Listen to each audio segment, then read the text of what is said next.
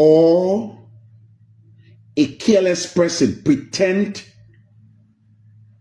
like the careless is psychologically or psychosocial scientists call it denial. It leaves the person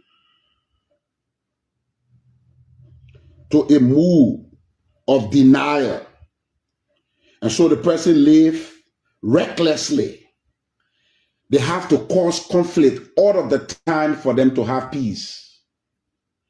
So when you look at the life of us who fought,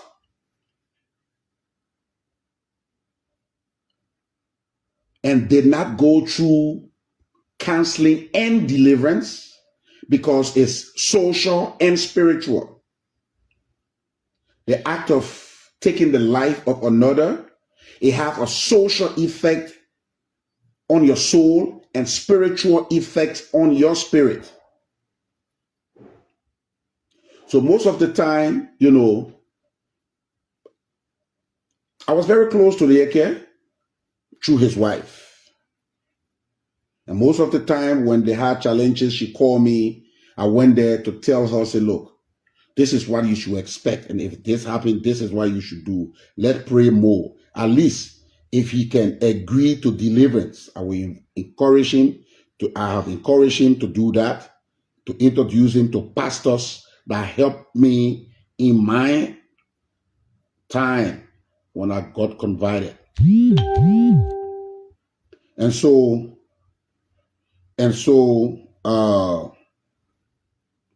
if he will accept it, I've offered him that several times. Oh, Prince Stevenson, I said we kill. I said it. I don't know what's wrong with you people. The CDC thing here, man. Yes, man. The political thing here. And I said, Yeke did not go to the TRC. I went to the TRC. Everything you know about me, I said it to the TRC. Do you know that Eugene Nangbe was a rebel? He went to the TRC. Eugene Nangbe. You know he's a rebel. The man you're supporting. The man that are supporting, we are along with you people. You know he killed. The Yeke go to the TRC. Mange went to the TRC. Do you know other people and us fight for and against each other? What's your problem with your CDC business? I hate blacking people all my life. But I think I need to stop blacking you because many Liberians want to have this experience. They need to know how to deal with this thing. That was the reason for the TRC. They call us to the TRC for victims to tell their story and perpetrator tell the story so that they can find lasting solution. But most of the people you support refuse to go. Most of the people you make leaders, they refuse to go there. The ones who went there and lie. So the people have no other alternative than to bring the war crime code. That's why the war crime code is on us, and we will go there. No matter what people decide, we will go there. That's the only way this country will be free.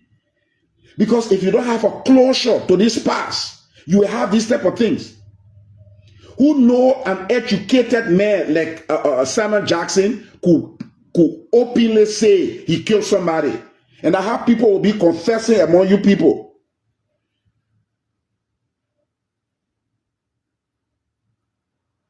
Yes, my UBA brother.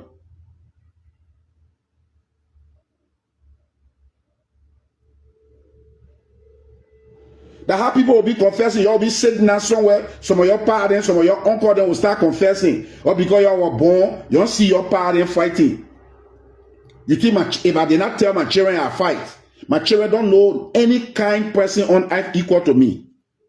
You ask my children now, they will tell you we know no count person. If you ask people who connected to me now, they will tell you that they prefer me than any other person when it comes to kindness. So if I have just getting converted and what have you, you did not know who General Bodnike was. I went to the TRC on 9th Street. They denied me from entering.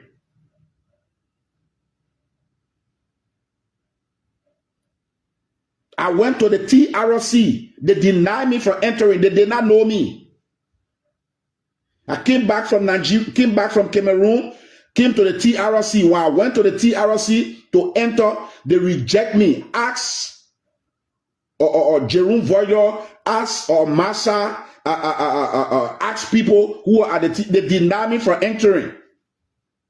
I got to insist and tell them who I were before they allow me. Then I appealed that I wanted to be one of the first perpetrators to testify, to set the page for truthfulness, because it was truth and reconciliation. Some of your pardon, kill, fight. You don't know the shit. I go to offices. I went to foreign ministry. I saw a general colleague who were just killing anyhow. And I said, my man, you are begging me not to tell anybody. Nobody know about his past. You know how many people among you killed?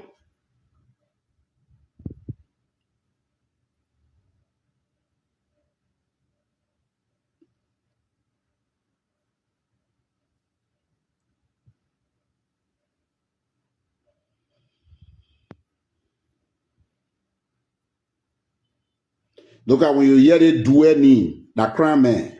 They do it, yeah. That crime. That crime, man, yeah. That the people who we risk our life for. That crime, man, yeah, because of CDC business. Because of party line. Well, so I was saying, I used to blame it on the act of the war. But this is getting too much. This is getting too much.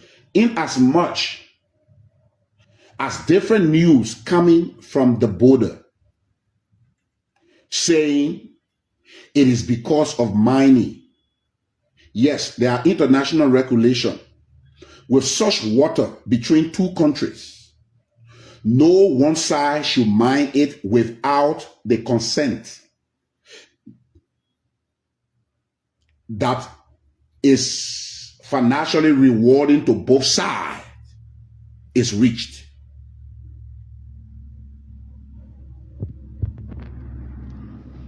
That is benefiting the both sides is reached. So if it is mining issue,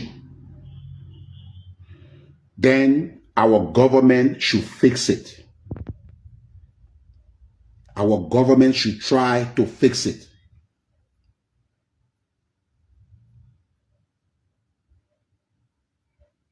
I tell you right, Jay, or I just know it. Because they don't even know it is by this comment that my page is validated, So that's why sometimes I allow the comment, but not on serious issues like this.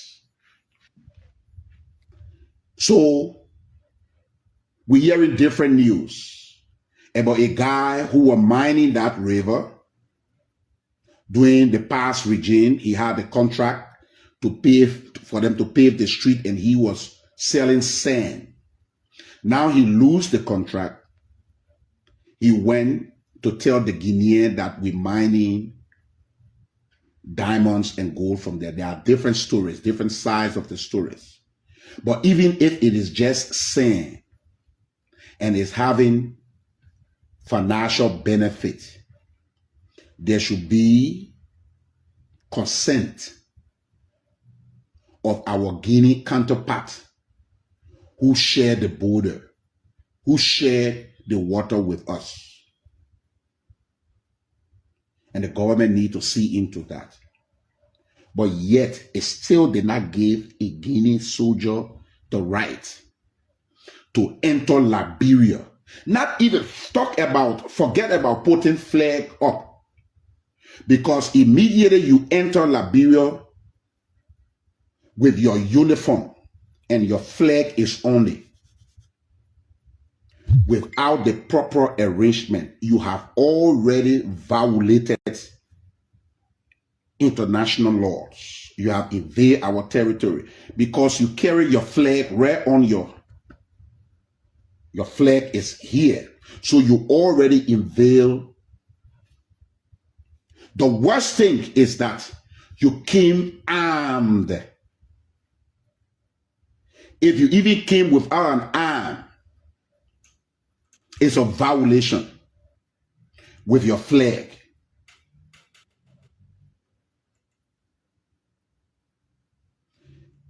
With your flag. If you came without your arm, with a flag, worst of it, you came with your flag on your shoulder. You erected a flag with arms. You erected a flag with arms. With arms, bold arms.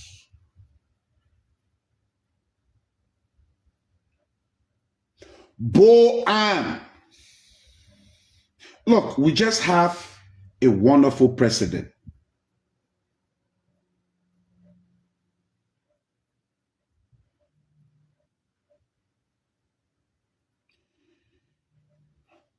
We just have a wonderful president who is trying to use peace. After he went and discourse and an arrangement was reached, the next day your soldiers came with their flag, with arm. They don't have to erect a flag. It's a serious violation, very serious violation. And I will say it clearly. If Guinea decide to fight Liberia, Guinea will lose. Guinea have a lot to lose. If they push this to a fight, they have a lot to lose. Seriously, they have a lot to lose. Fighting is not a weapon. Fighting is experience. It's not a weapon. Guinea will be right here to this border, trying to come. And we will be in their country. I, Joshua, will be in their country. They will be right to this border. And I will be in their country.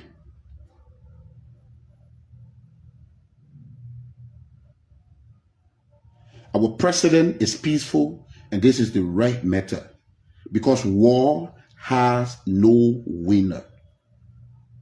War have no winner. War don't have a winner.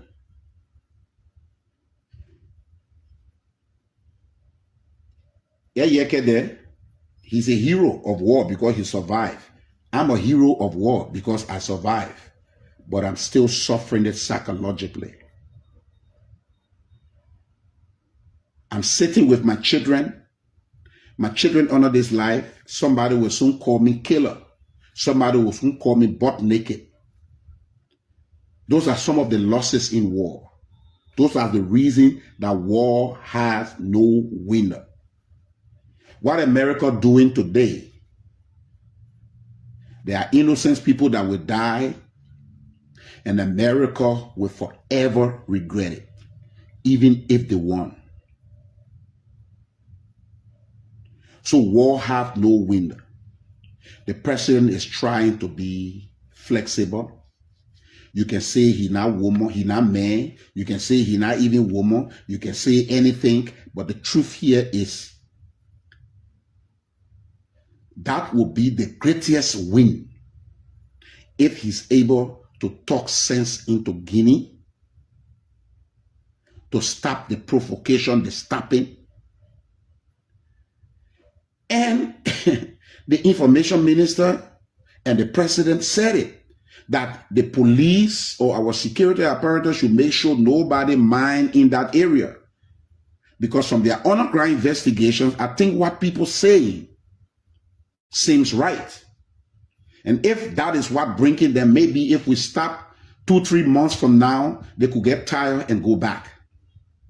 In as much as they define our sovereignty, if we don't fight and nobody die from them or us, I think is the biggest win. In my opinion,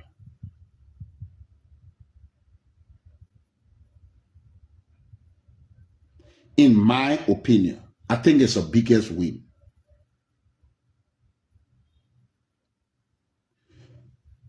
But for one of us, even as low as a wheelbarrow pusher, to come and say they will support Guinea, first of all, to say that land is for Guinea, it's a disgrace. It's a disgrace. It's a disgrace.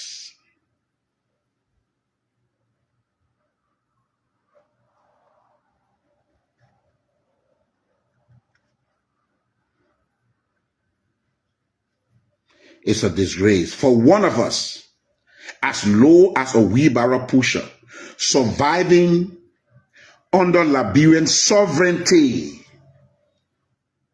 surviving under the sovereignty of Liberia,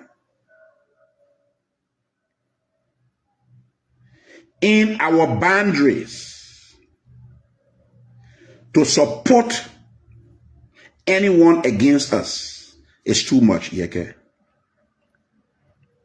And personally, I declare you my enemy.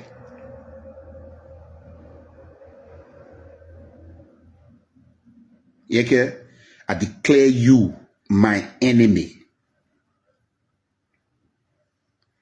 I declare you my enemy. You are an enemy to this nation. You are an enemy. And anyone who supports you in that statement is an enemy to the state.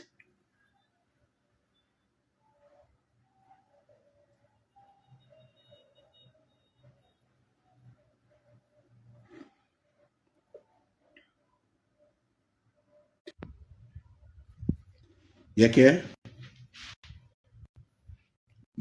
Koluba, you are an enemy. Your wife, your children unborn will be ashamed of you. Not because you fought war. No. Not because you are a representative, you went into politics. No. Because you deny them their sovereignty. You see, it's better you describe the president as a coward, he don't want to fight, than you being a traitor. Sorry, the call came and the camera turned.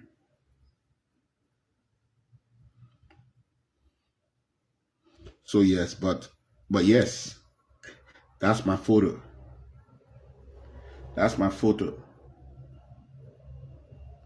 And that's my beautiful wife and I.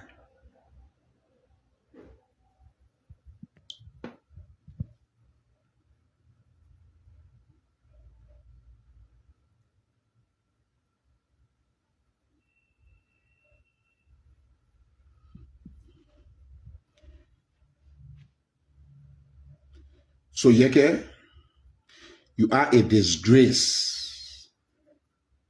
You see, to be coward is one thing. Okay, the person is already coward, so they can do nothing. They don't want to fight. They don't want to take action.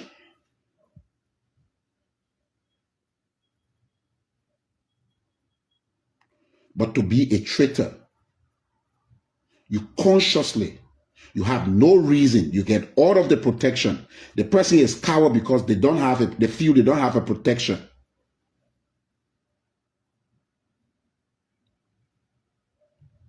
Yeah, Jerry.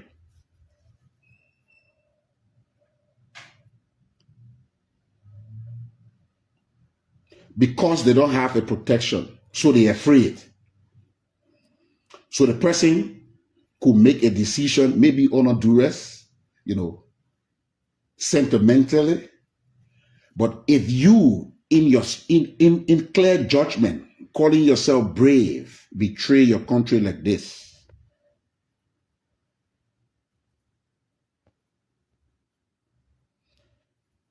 you are a traitor, and your children unborn will read this in history. You see, since 1982, the whole world have been on digital surveillance. You see what was here? Omega Tower, the Omega Tower, it was an analog. It was analog surveillance. But since 1982, there have been the installations of digital surveillance. Anything you say, even things you delete. What I was saying the last time, and my wife was not too. Well, good afternoon, good morning, good evening, depending on location where you're watching us from. This time, we'd like to say welcome to BKS TV and welcome to the Heat Hour program here on BKS TV. On the Heat Hour, we say dialogue and our confrontation. We say words and bullet. The Heat Hour comes your airway every Monday through Sunday, beginning at 8 o'clock Liberia time till 10 o'clock Liberia time. On the Heat Hour, we discuss issue of national concern ranging from politics, education, health, and a lot more here on the show. The Heat Hour is really on Voice of BKS in Butua Town, Nima County, and also on Voice of Tapeta in Tapeta City, Nima County. My name is Junior Payne, your regular host of the Heat Hour program here on BKS TV. And of course, today is the 21st of March 2026. Gradually, we are moving in the year in the year 2026, sorry. And tonight is going to be a wonderful show. A former rebel leader in the warlord of Liberia, Milton Blai, have taken to his Facebook page to hardly castigate Representative Yeke Koluba on his statement that the land, if it belongs to Guinean, they should take it. He supports the law. Milton Blai was not satisfied with the statement made by the honorable man, and today he talked to his Facebook page, making his thought on the issue. He explained a lot from their days when they fought war in Liberia. He says, we don't want to go back to those old days. We want to be peaceful as we can. Before we move on the show here tonight, I want to say that I'm really, really sorry that I'm not in my regular studio, not in the BKS studio this evening because of some technical issues. Hopefully, we have it resolved by tomorrow, and you're going to see the background of BKS TV. And of course, it's going to be great again. But for now, let's have it this way. 19 minutes past 8 o'clock in Liberia. I want to say welcome to all of you. Tell us in the comment section where you're watching us from, and let's be able to recognize you this evening on the show as we continue on here. 20 minutes past 8 o'clock, making it 40 minutes up to 9 o'clock in Liberia. Let's try to bring you some sports news. I know today is not a good day for we the Chelsea fans. It's not a really good day for us. My brother Mario Kroma. One of these days, I like to see Mario. You know, Mario is one of our constant followers of this show. Always Mario follow us from Campley. And I think because of Mario, we need to get in communication with the management of KVP to see how best we can relay the show to the people of Belige and its surrounding, so that they can be able to listen to what we say here on the show. Another terrible day in the history of football, another terrible day in the history of Premier League as the London Blues lost to Everton today 3-0. It's getting embarrassing for we the Chelsea's fan. It's getting very embarrassing for us. This is like the fourth game now that we've lost in a row. We play in the Champions League round of 16. We played PSG, the Paris Saint Germain. We played them first leg and second leg. They beat us 3-0, 3-0. First game, they beat us 5-2, which is 3-0. Second game again, they beat us 3-0, with the aggregate being 8-2. And today again, we play Everton. I mean, come on. Everton was below the table, sitting way down there on the table at I think 10th place. And they beat Chelsea. Chelsea was at 6th place. They beat us 3-0. Not just 1-0, 2-0, but 3. So this is our third game that we lost into a team 3-0. And I think every Chelsea fan out there, they are somehow frustrated like Junior too as well. But that's the game still in the Premier League. Brighton play Liverpool today. Liverpool, Liverpool too is getting somehow, I don't know how to say it. They are getting somehow terrible. They lost to Brighton today 2-1. At least Liverpool said, well, okay, I watched their game and the play was great. I saw how they played today, but again, that was the result of the game with Wimback scoring 2 goals. His first goal came in the 14 minutes, and his second goal came in the 56 minutes. So I think apparently Liverpool did their best. They did their best today in the Premier League, but yet and still they couldn't win. Brighton too as well, and Fulham also play Burnley today in the Premier League with Fulham winning 3-1, and that's it too. From there, Leeds United and Brentford game is still on as we speak. The game has gone 23 minutes already, and it's still 0-0. After this result, we might have a change in the table of Premier League too as well. In the Spanish league, the one we call La Liga, today we have a lot of things playing. We have Sevilla play Valencia today, and the game is still on as we speak. It has gone 22 minutes, and it's still 0-0 too as well. Osasuna also play Garona today in the game, and 1-0 in favor of Osasuna. Real Oviedo also play Levante today with the game ending 4-2 in favor of Levante. Espanyol also play Getafe, and the game ended 2-1 in favor of Real Ofandio 2 as Getafe beat 2-1. And still in the football league, in the French League 2 as well, the League 1. PSG is playing Nice today, and of course, the game has gone 19 minutes already. It's still 0-0 too as well. Alexandria also play Brest today, and the game ended 3-0 in favor of Alexandria. Toulouse also play Laurenti today, and the game ended 1-0 in favor of Toulouse too as well.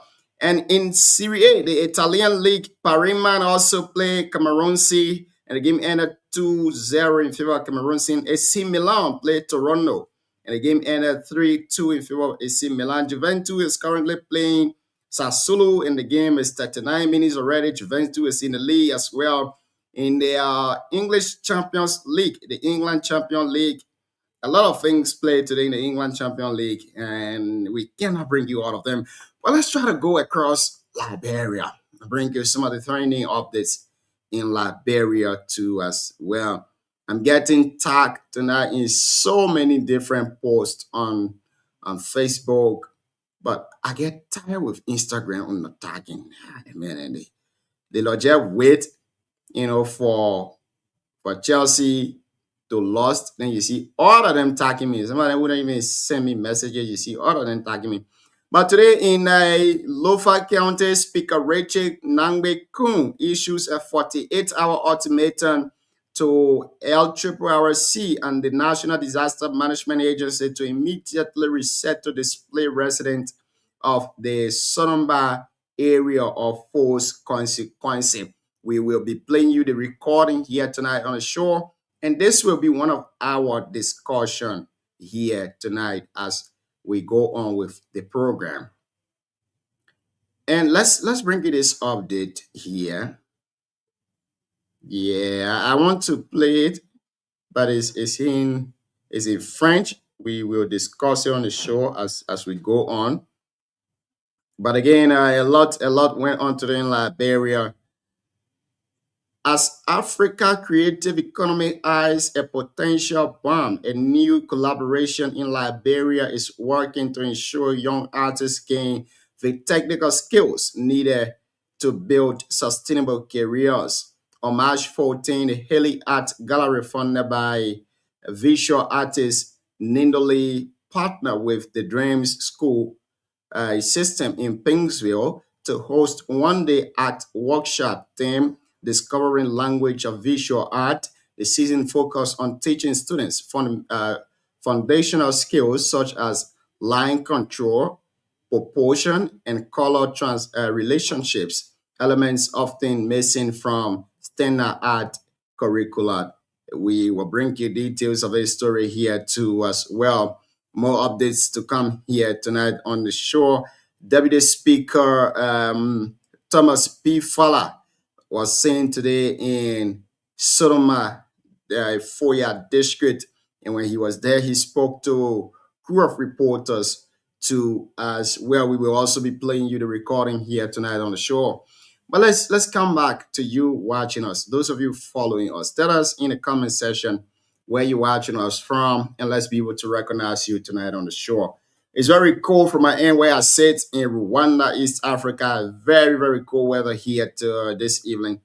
Very, very cool weather. Tell us where you're watching us from, and let's be able to recognize you too as well. Mr. Sam Saras Balia just joined us in the back. We're going to be bringing him on very shortly as we get started with the conversation here tonight. We've gone 28 minutes already in the show. We still have 1 hour, 32 minutes to go here tonight on the Heat Hour program. Those of you listening to us via radio, want to say welcome to all of you. And it's a pleasure to have you guys on here tonight. Let me bring Sam on because for the past 2 days, each time I bring Sam on, I face some kind of technical issue. Sam, good evening. You sound perfect tonight. What's up, Junior? How are you?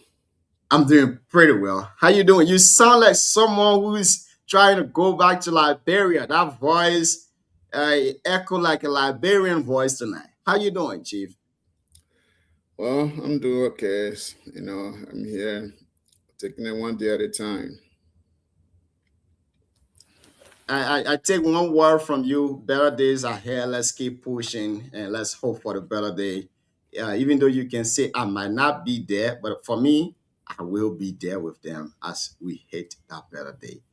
All How right. you doing this evening? And let's hear from you. What's on your mind, Chief? Well, it's been a pretty busy day. So far, so good. I wasn't able to follow a lot of developments in Liberia, but I'm here. Whatever is available to talk about, we'll talk about it. Yeah, it's good to be here.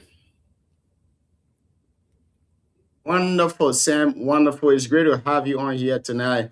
Not as much happened today in Liberia, but few of them did took place. And the major news in Liberia is the border issue. Today, the speaker, along with the deputy speaker and other members of the House of Representatives, went in FOIA. To be Uh, specific, they visited the Solomon Port of Entry, and after that, they held some town hall meeting with some of the residents of the area, and Speaker Richard Nangbe Kun told he assured the people that they will be calling on the National Disasters Management and the El Chopo RC to see how best they can settle the displaced people from the Solomon Port of Entry. When I listened to that recording today, there was one thing that came to my mind and one thing only. What is the situation there? Because when you're talking about settling displaced people, saying you know what I'm speaking of, you've experienced it and you know what it means. So for the speaker of the national legislature of our country to say they need to settle displaced people. The only thing that I can say in conclusion and in short is that there have been people displaced from that region. And if people are displaced from the region, it means things are not fine. Because why would you be saying they should settle displaced people if the information we've been getting is that the area is calm, is okay? If it's okay, why is it that those folks cannot go back to their homes? Sam, if I'm not making sense here, you tell me, But I think this is a genuine question that we need to ask.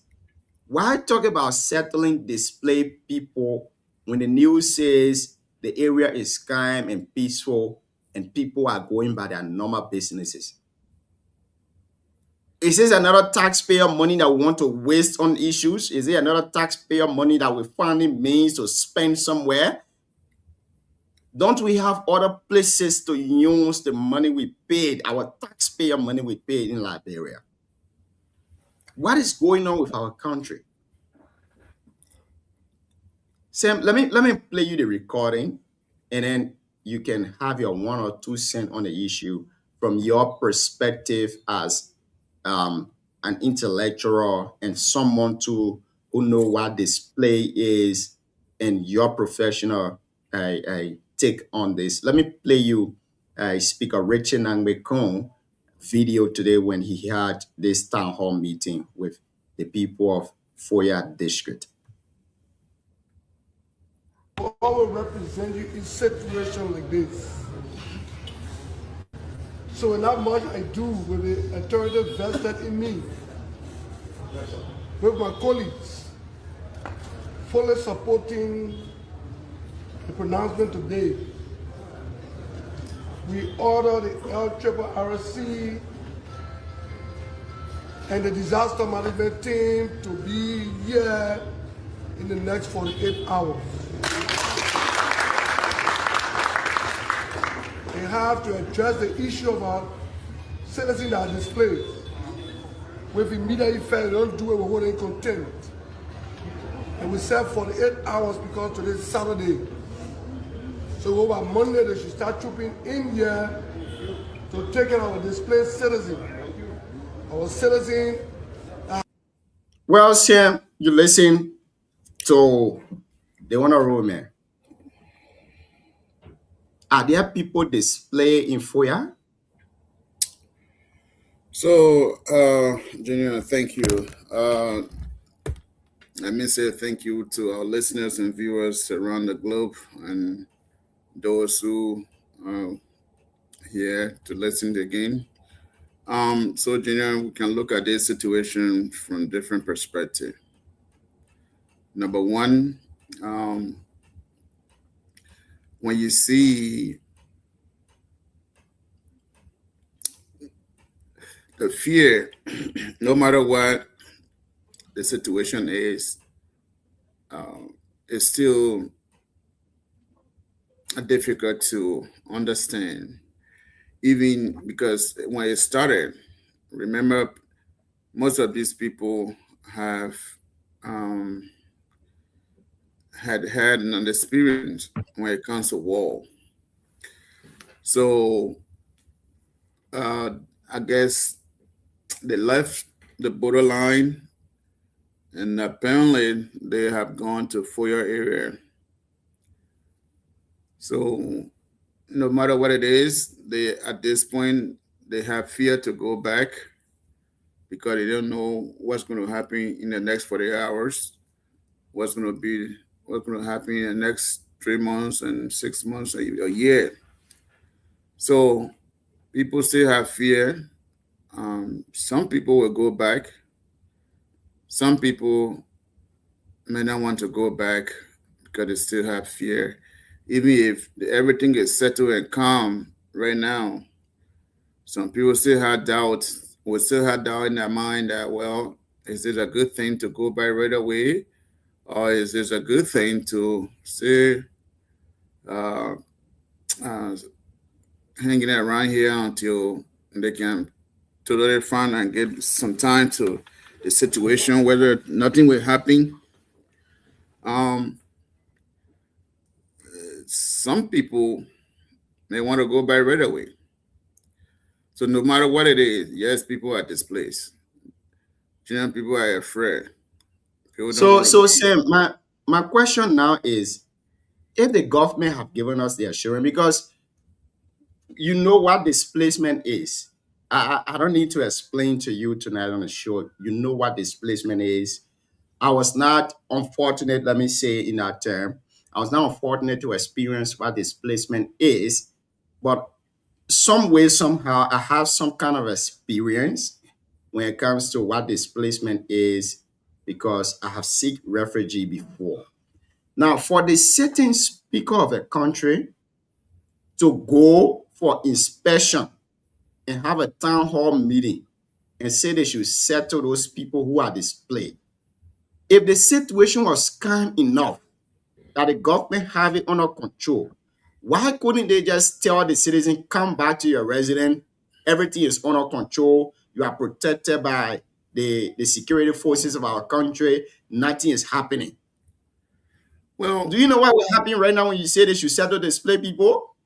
Even the citizens themselves who are still there, they will leave. And if they leave, you know, like when people, how insincere we are. You know, people will start leaving with the pretense or the intention that they want to get money from the government. You know, that we are display, we are on display people, the situation is not under control. I think the speaker want to escalate this situation. You know, so like I said, Mhm. like I said, you can explain it from few different perspectives. The first perspective was, no matter what it is now, people kind of a little bit scared to see whether or not they want to go back to the border. Even if it's quiet and normal, they will want to give some times to observe the situation for some times. So people will not want to go by right away. Some people will not want to go by right away, and some people will. Number two, I think, Junior, there were I would say, immaturity. Leadership is not all about you being a speaker, you being this. It's how you address issue. So I think that there's so much immaturity when it comes to leadership in Liberia. Mhm. A speaker of the country will not go and have a town hall meeting and call for giving mandatory statement mandating the LCCC to, go to Lo-Fi. If they don't, they will hold in contempt. It doesn't make sense. What they should have done there was, even if they were going to have a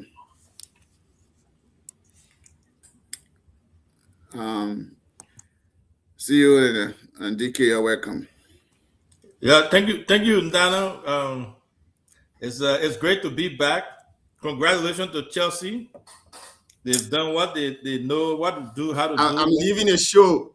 DK, So, Sam, I'm leaving the show tonight. Ndana, I know you don't follow football, but please let me say this to DK, Junior, and all the Chelsea people out there. Ndana, you know, when I say be more, you say Chelsea, they can't talk. They can talk. When they talk inside, you say, yeah, the seditious. Yeah, they got be more. So they beat them. They have come for you to know.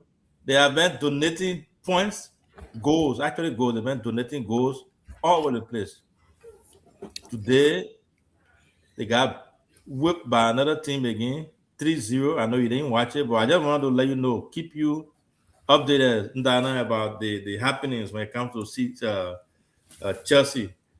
But now, Man U is sitting up there. The Man U, they've been putting more on. Oh, Man U did. Man U died. Man U did. We have taken our place, and we will play Champions League next year. For Chelsea, we don't know what will happen today. It might end up relegating there. But anyway, it's good to be back on the shows, Dana. I look forward to having a really good show. And I want to say thanks for keeping the ground grounded in our absence. Thank you. Diggy, welcome back. That Georgia party, you making reference to that, you go to Labrador. So certain people can be here a citizen. Anyway, I don't know where the brothers are don't picking from to coach our team. That's a room baba. He's a petite guy. Very physique guy. They may not know nothing.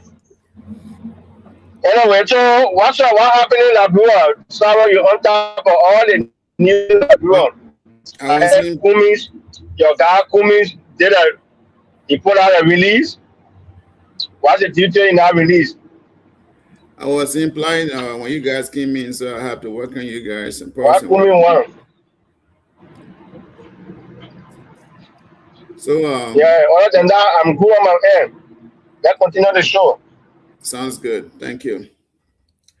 So Junior, I see no reason whatsoever the Speaker of the Republic will just go and have a town hall and mandating the LLC to go and settle displaced people.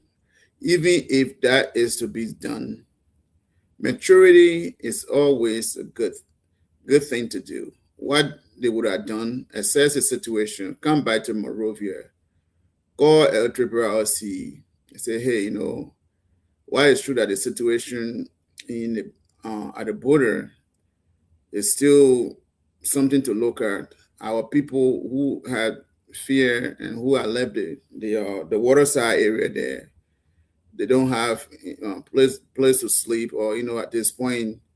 So you guys, it'll be prudent enough for you guys to go there and help those folks with some little bit of placement, temporary place to stay until when the situation is calm and complete, and when everything is settled, they can go back to where they come from. But you see, Liberia is another country on the planet, or maybe in Plato, where crazy people sometimes take position, they don't even know what to do. Lack of maturity destroys things. Sam, I beg you, let's try to be a bit moderate, Chief.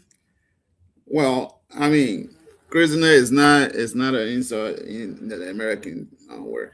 So yeah, but it's a demeaning word, so let's not use it. I beg you. So for him to go and stand up to the town hall and mandating LLC to give the people so that people can go and get the people's residency or assisting right away.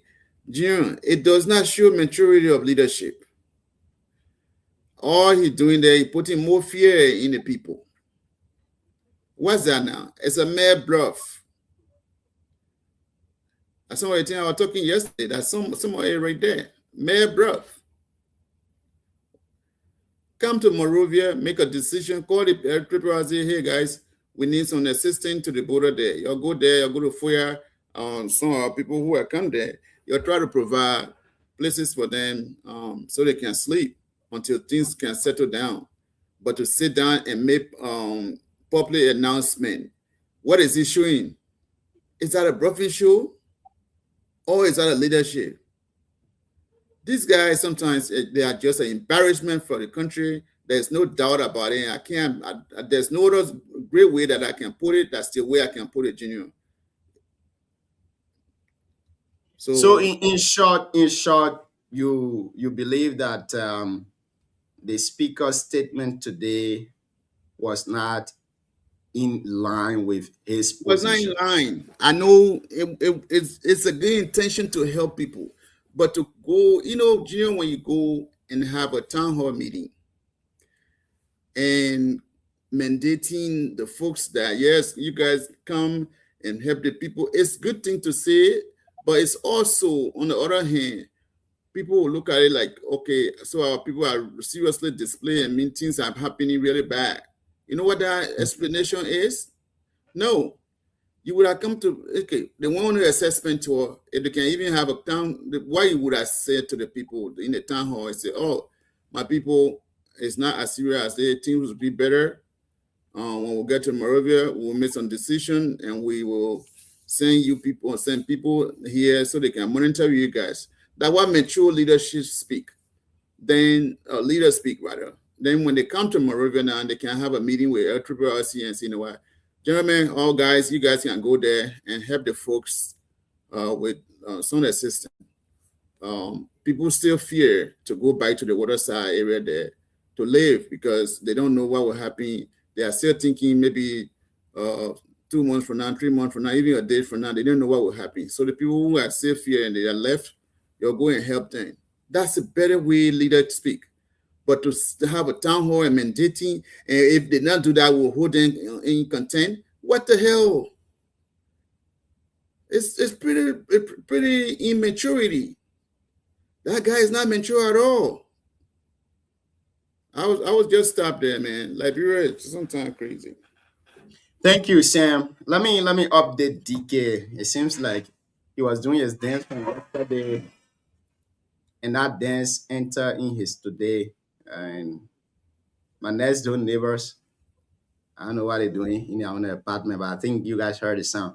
Now, DK, today the speaker and the deputy speaker of the Liberia's National Legislature, the 55th, visited Foya District today. During their visit, they held a town hall meeting with residents or citizens of that area. And during the meeting, the speaker mandated the LRRC and the National Disaster Management to settle the displaced citizen of that area in 48 hours, to go there and do assessment and see how best they can settle them. If they do not settle them in 48 hours, they will hold them in contempt. My question to all of us here tonight, I will play the video before you make your point. You know, is this a procedure, DK? I want to ask you this question specifically because you work in the legislature and you know how things are in that area. When decisions are being made, is this the kind of procedure they take? You just go to have town hall meeting with people and then you start mandating people to do something on the social media. On the social media, DK. Let me play you the video and then you can have your thought on it. You can have your 1 cent on the issue. Then we'll go to Siawate and then maybe we can go to another topic for discussion.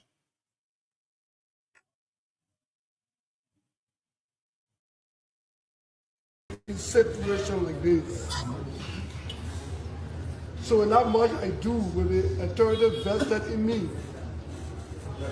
with my colleagues, fully supporting the pronouncement today. We order the LRRC and the disaster management team to be here in the next 48 hours. They have to address the issue of our citizens that are displaced. With immediate effect, they don't do it, we hold in contempt. And we serve 48 hours because today is Saturday. So over Monday, they should start trooping in here to take care of our displaced citizens. Our citizens that have left the property at the border, to troop the family members here, also burdening the family members. It is that time they come, they say they can give some ration and some assistance to them with immediate effect.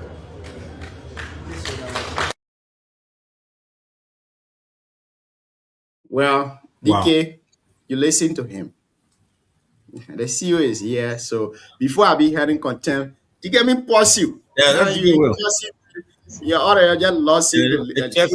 Anyway, that chest is better way. I mean, let me pause you, DK. CEO, what say you on this? I have to agree with Cyrus. He and myself, we don't agree a lot on a lot of things when it comes to political side, but this This is this great. What is that? What's that? What kind of posture is that? If you have the quote unquote power vested in you to do, maybe you should try to exercise that by trying to get the Guineans away from our border and have them go to their side. The way you flex your muscle, you don't flex your muscle on the other side. That's that. I don't know what he's trying to show. I think it's all political gimmicks. That was strange to come from the speaker. I was listening to that, shaking my head. What is he trying to accomplish with that type of threat? He's just showcasing showboat in front of the people of Lofa. I think that's the first thing. Going back to the reason for them going there, they don't have to go there. They didn't have to go there. We talked about it yesterday, so they went there today. What did they accomplish? Different or separate from what the IG accomplished and what our president and the foreign minister accomplished from Conakry. What different did they bring to the table over there? So first of all, that going there was all show, big man show, big show. They want to waste gas and just waste the state resources because there's no. I was looking at the convoy today to the border that you're seeing. Range Rover, you're seeing all these big cars going to the border there for no reason, no different thing they're going to do there. And then you come to speak to the people instead of just calming down, assuring the people that things will happen, like Sam said, and reassuring them that things will be fine. And you're there flexing your muscle on an institution that you can take phone behind the scene, just call them. So, our people over there, they need help, or you guys need to do something about it. Instead of that, you're talking about holding them in contempt for not, and then giving them ultimatum for 48 hours. I think that's wrong, and it goes back to it being political. Other than that, he said something that I listened to today when our reporter was going live there. He said something about if anyone has evidence of the Humaling, the minister, local government minister designee, or the one that they haven't appointed yet, or let's say confirmed yet. If anyone has evidence, any paperwork, any document you got that he signed on, that he's affiliated with the BK Enterprise, bring it to us and we'll take action. So it was just so many showcasing he was doing today, a lot of things that could be done diplomatically behind the scene. You are muted, Gina, if you're talking to him. Yeah, let me ask you a few questions, CEO. Mhm. Yeah. The district is being represented by Deputy Speaker Richard Nangbe, Thomas Fala. Yeah. If people are displayed in that area, representing their districts, flag out issues pertaining to their district in session. Right. That is their representation ability. They flag out those issues. Don't you think it was the responsibility of Deputy Speaker Thomas Fala to flag this issue out during their Tuesday or Thursday session so that it can be debated by their colleagues, and then a committee will be set up by their procedure to go there and assess the situation? Don't you think it should have been done that way? That shows that they don't have any game plan. They don't have any structural game plan as to why they went there, because the deputy speaker himself spoke before the speaker, and he never made mention of any of those things. He never talked about it. He never gave that threat. He never talked about the display people, what he's talking about. He never said anything like that. So the speaker came up there, like I said, it was a knee-jerk reaction. He was just speaking to flex his muscle, let the people know that he's powerful, and he just spoke. So I agree with you 110%. Honorable Fala should have been the one to channel those complaints or concerns too. But you have the speaker coming. Is that the work of the speaker? That's one thing that we need to establish. But overall, again, it's the same Fala that allegedly he has he has a business that does the sand, hauling of the sand from the border to the other project they're doing for you, sand project they're doing for you there. It's alleged that Fala company is the one that is responsible for moving the sand from the river to that site. So that's why he really, if you listen to him keenly, he never really spoke a lot about all these sticky issues. He spoke from a broader standpoint. But it was a speaker now who came and started giving all those. But again, to your point, you laid a really good premise there. Any concern should have gone through the deputy speaker who represent that area, not the speaker making vague threats.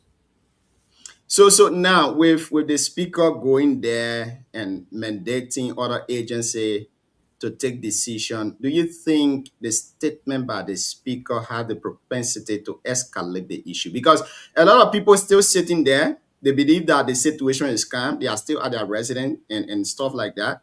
So for the speaker today to come on and say, let's settle the displaced people, do you think with the way we Liberians, our insincerity, do you think people will start leaving overnight to go to other places because they want to get settlement? That it's possible. Again, it happens. It's possible. Here's what I think, though. Before you go to the other folks, here's what I think his strategy was. He's trying to divert the attention from the actual issue that is happening at the border. The main issue, the crux of the issue, which happens to do with the border Guineans still on our side. They're still across the border, still on our side.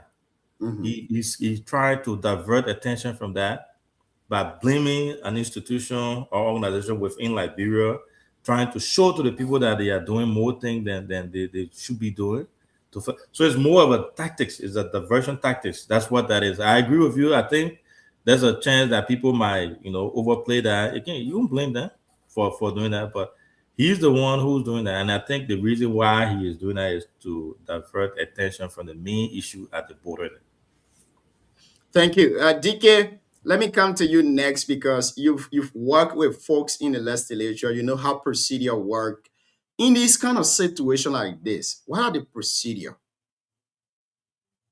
John, the action of those few lawmakers does not require anybody working in the legislature before you get your opinion. When the whole thing started the last time, we said there was no need for them to go. If they are display people in Liberia, the LRRC is equipped with the responsibility to do that. It's not mandated by one Richard Kuhn, whatever position he occupies, that he had to. So, are they immigration and whoever security agency responsible for display and internally display people? So, people just say things, and I keep saying there are some topic. I know sometimes we just have to say that there are some things that I don't just want us to talk about. If Richard Kuhn come back today to a house and somebody asks him, say, what is your function, Mr. Representative and Speaker? The statement he made today and put it in a function, does it sound right to him? And so when you see educated people behaving the way they're behaving, it's just, and I don't blame anybody. The police had no right going to that border yesterday. Other than just creating scene like they're working, they are not doing nothing. The police RG had nothing to do to that place yesterday. Other than just on showmanship. Serious thing happening in the country. The people we need at our border now, as we speak, is the deployment of the Liberian Armed Forces. Serious deployment. When the Guinean ready to deploy, that police is sent to the place. They didn't send parliament there.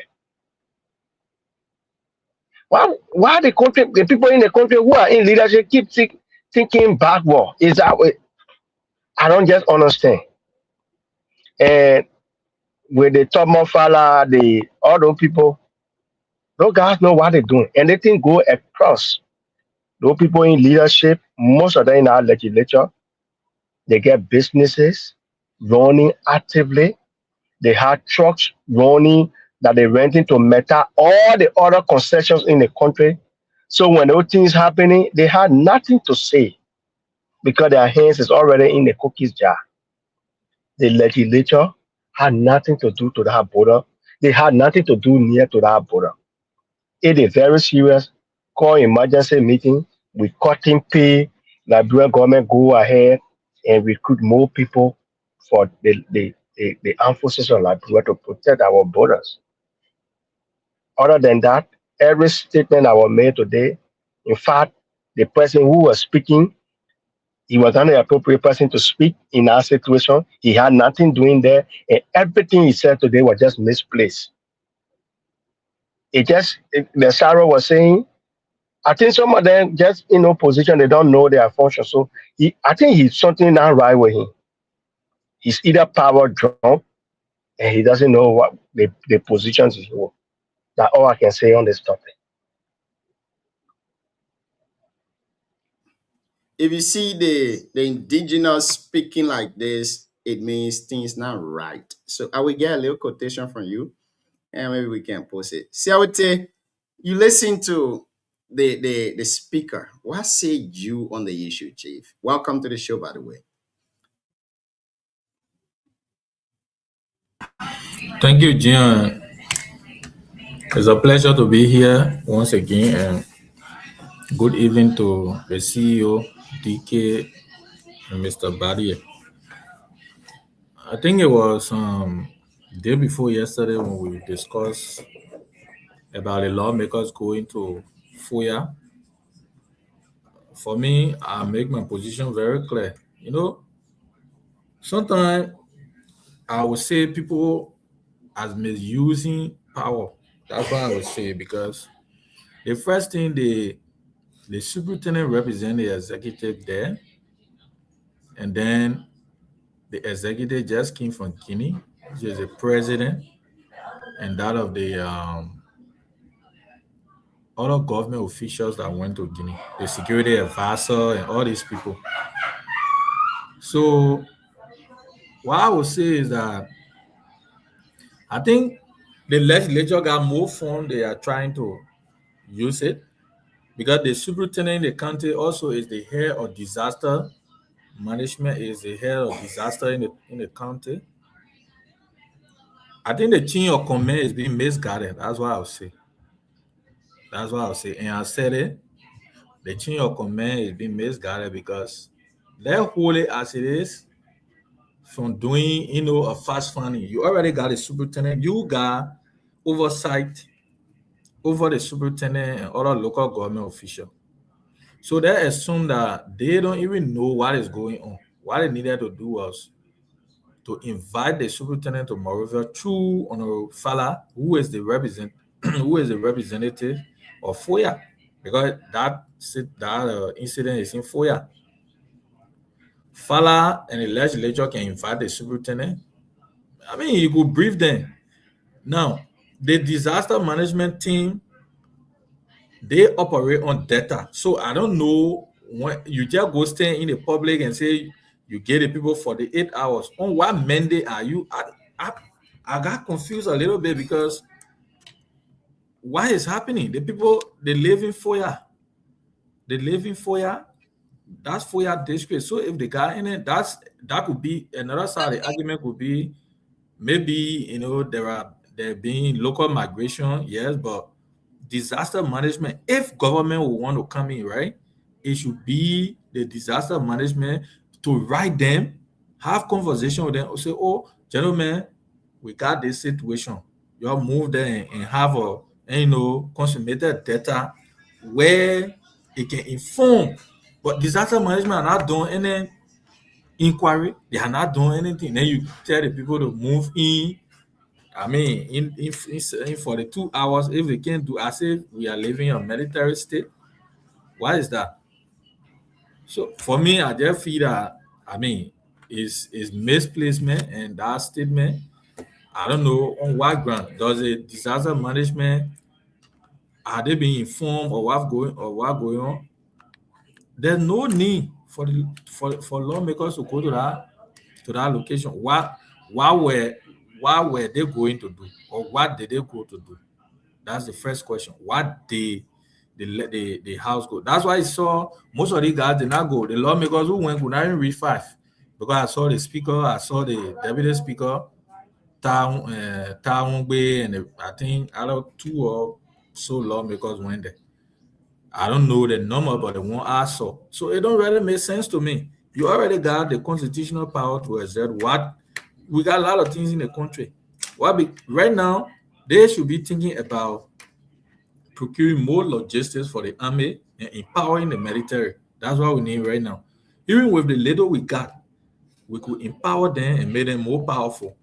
But you go staying FOIA and giving, where's the mandate from? On the radio to the disaster management? Is that where the mandate come from?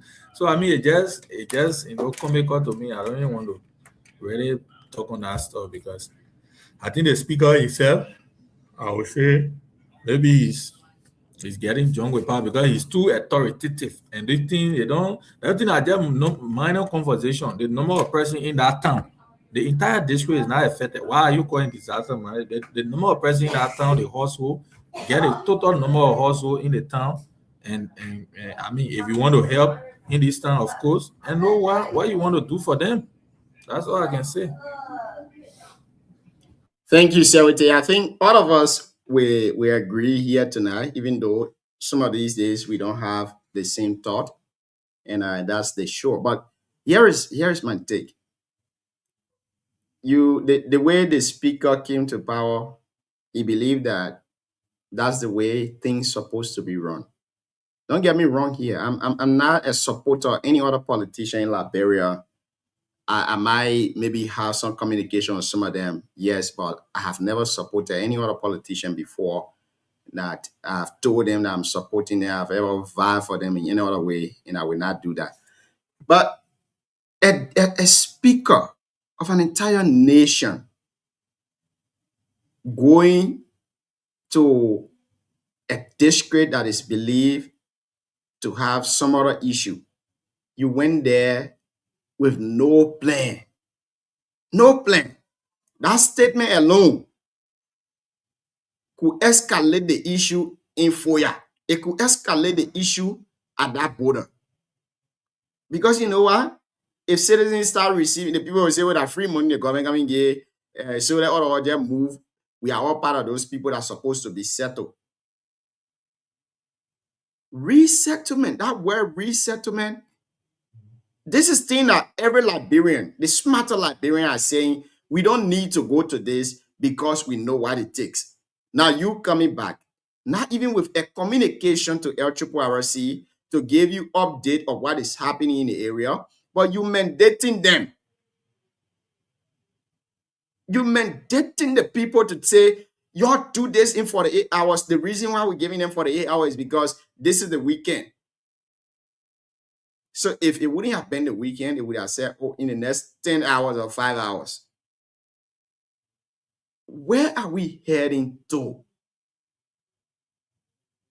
Where are we heading to? I thought their visit to FOIA was a kind of ordinary visit where you go there to assess the situation and then assure the people that things are under control, the government got your back. The fact that the speaker will leave his office, will leave his district to come here, it means the government have your best interest. But the speaker didn't stop there. He started to play politics. In his mind, when this situation happened, my office mandated LRRC and the disaster management, the national disaster management, to settle those people because he wants to brag. I saw the picture posted by his office. You see here Thomas Fala sitting comfortably, and few other folks in the picture and listening to what he said. With everyone saying, let's stay calm.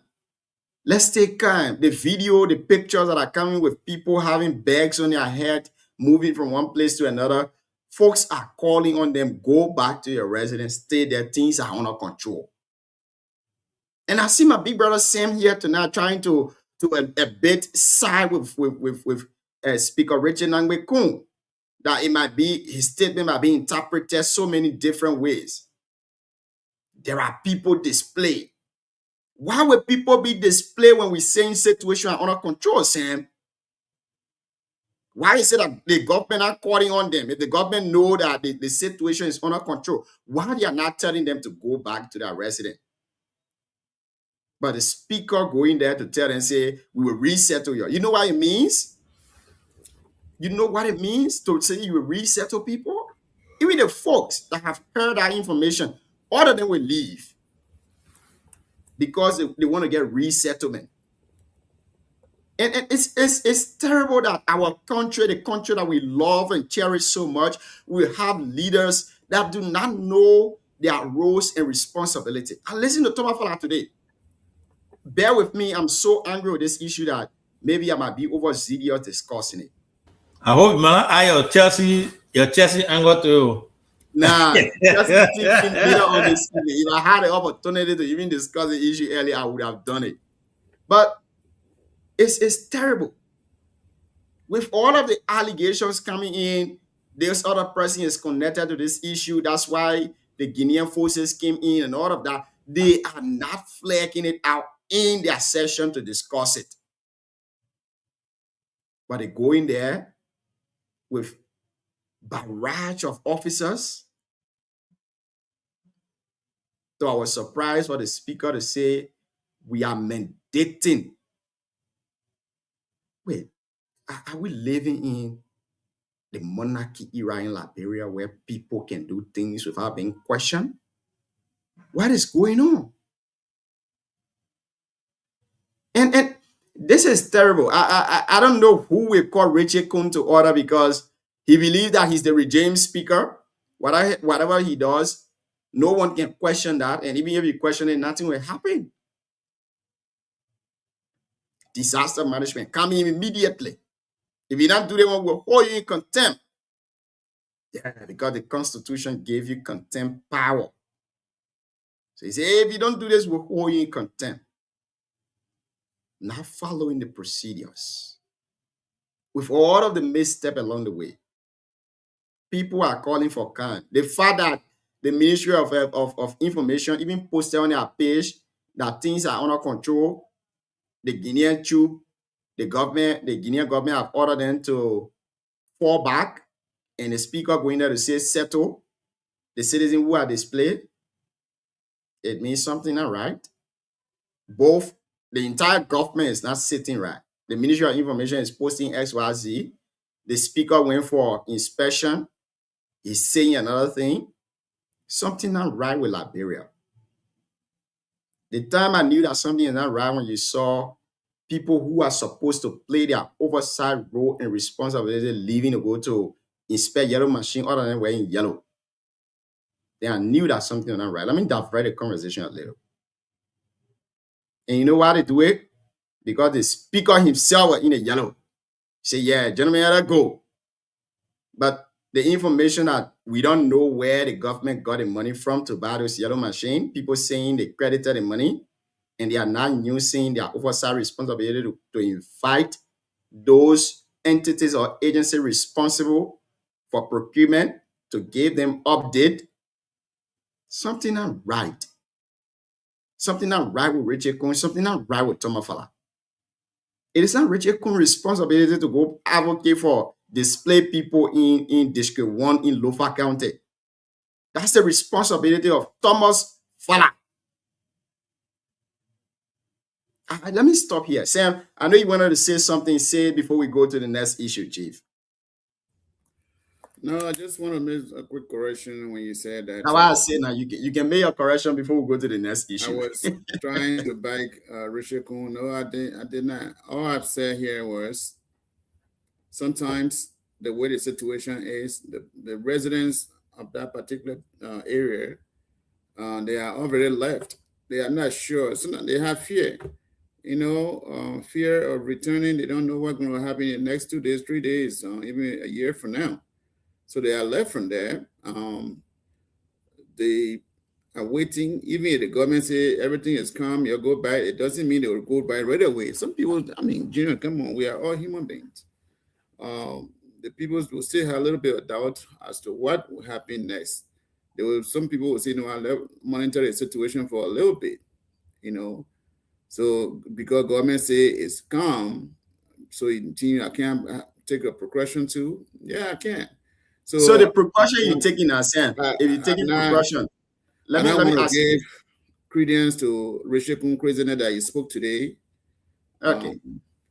And for me to sit down here and say yes and dignify anything he said, because I think you're just crazy. And that's the best word I can, describe his talk today. Because what the heck is that anyway in the first place?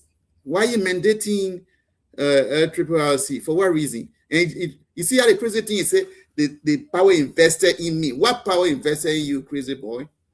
Let's move forward, man. Something that Daya speaker now. Say Daya speaker.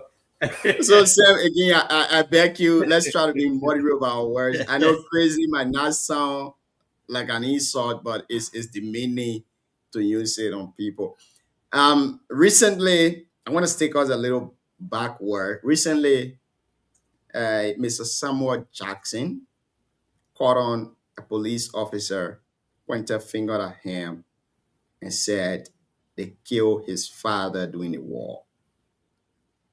And that boy's sister, Queen V, popularly known as Queen V, she wrote something on her page that they will be suing Samuel Jackson.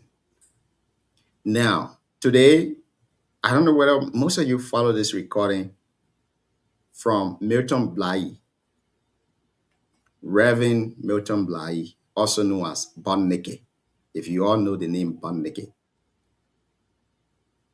He went to throw talk at Yeke Koluba. Recently, Yeke Koluba had a radio interview, and he said some things in the interview according to Yeke, quote, the issue in Foya, it is believed that the government is using the situation to loot from the Liberian people. He also quoted that if the land is for the Guinean, they should take it. Unquote. He's simply trying to say that if the government don't believe that the land is for the Liberian people, they should turn over the land to the Guinean. And also, the government has been stealing from the Liberian people. That's unquote now. Milton Bly explained what they did today in the war. He explained it, how they went about to do what they did, and how he was one of the first people that went to the Truth and Reconciliation Commission, TRC, to ask them that he wants to give his confession because he wanted to be a changed man. But with the way he spoke today, declaring Yeke Koluba as his enemy,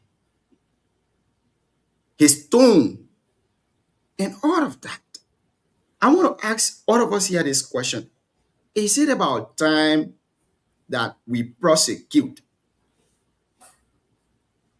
Ranging from the recent incident of Samuel Jackson to what I just explained about Milton Bly, I could play you the recording, but I didn't cut them short. So let me play you half of it, and then you can answer this question. Is it about time that Liberia go back to prosecute those people who participated in the civil conflict in our country, the Civil War? Let me play this recording. It will give all of you the time to make your input. If you're also listening to us here this evening, you want to make your contribution to the show, you can call us on the numbers you see on the screen to make your contribution. If you are also listening and you don't want to call in, but you also want to contribute, you can tell us in the comment section, ask any question, we'll be able to answer them. Abu Fofana is watching us, and OT, I don't know which kind of name is that, but Mr. Johnson, let me say, he's watching us. Olivia Kruger is also watching us. Former Toure as Oliver Kruger is watching us. Former Toure is also watching us. Aloysius Alexander Tente is also watching us. Welcome to the show. Now, let me play you Milton Bly, also known as General Botneke. I think we have a call. I don't know. Let me pick this person. Now, let me play you Milton Bly, also known as Hello?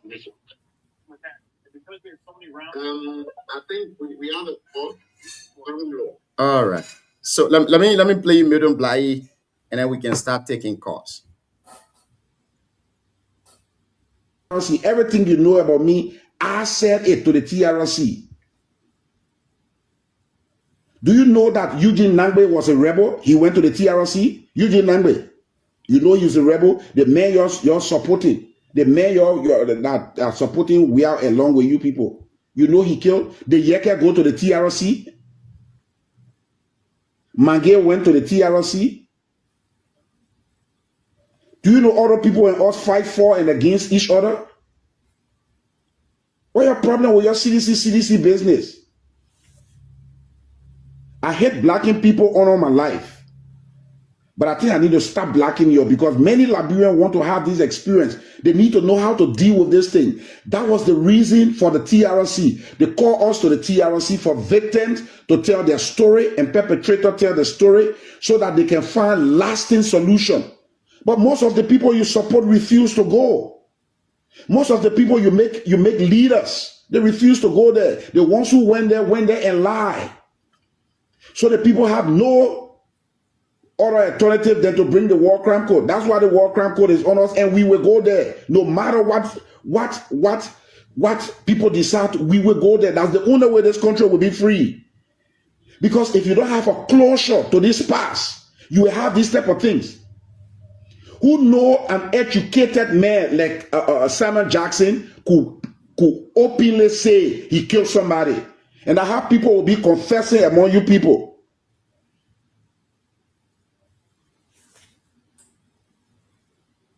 Yes, my UBA brother.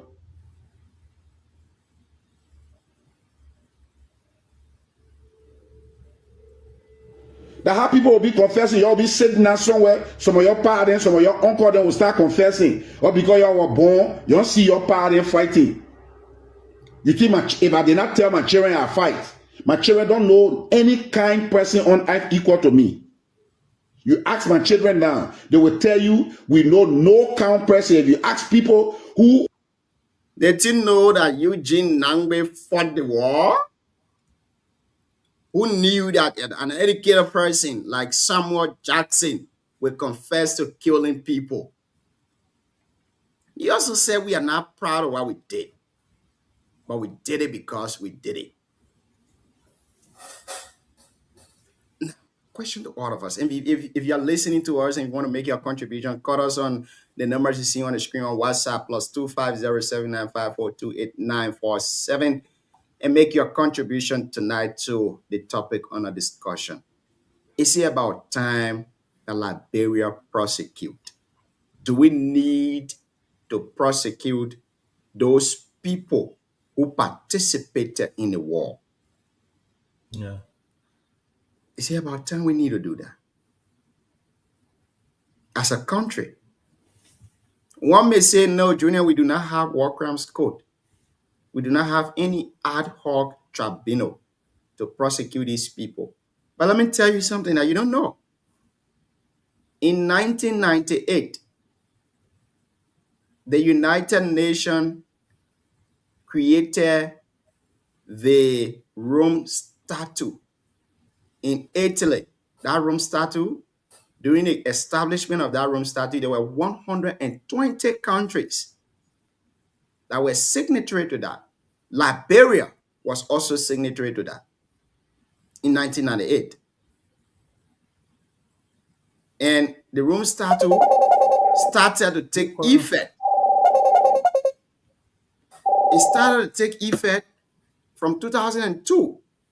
Other countries have been using that on the principle of universal jurisdiction. Do you think it is about time that Liberia take the same procedure, even if we do not have ad hoc code to prosecute these people? Let me start with you, CEO. Your response might be a little bit deep. It might be short, but I will understand. Oh, yeah, my own research. I think he should shut up. Yeah, people like this should not. You see, that's a sad thing about our society, and also that's the downside to not holding people accountable for that wrongdoing. They feel that the society is free. They kill people, and they have gotten away with it. They can do anything. The mere fact that this guy is coming on live and bragging about what they did, naming people and saying all those things tells you that Liberia is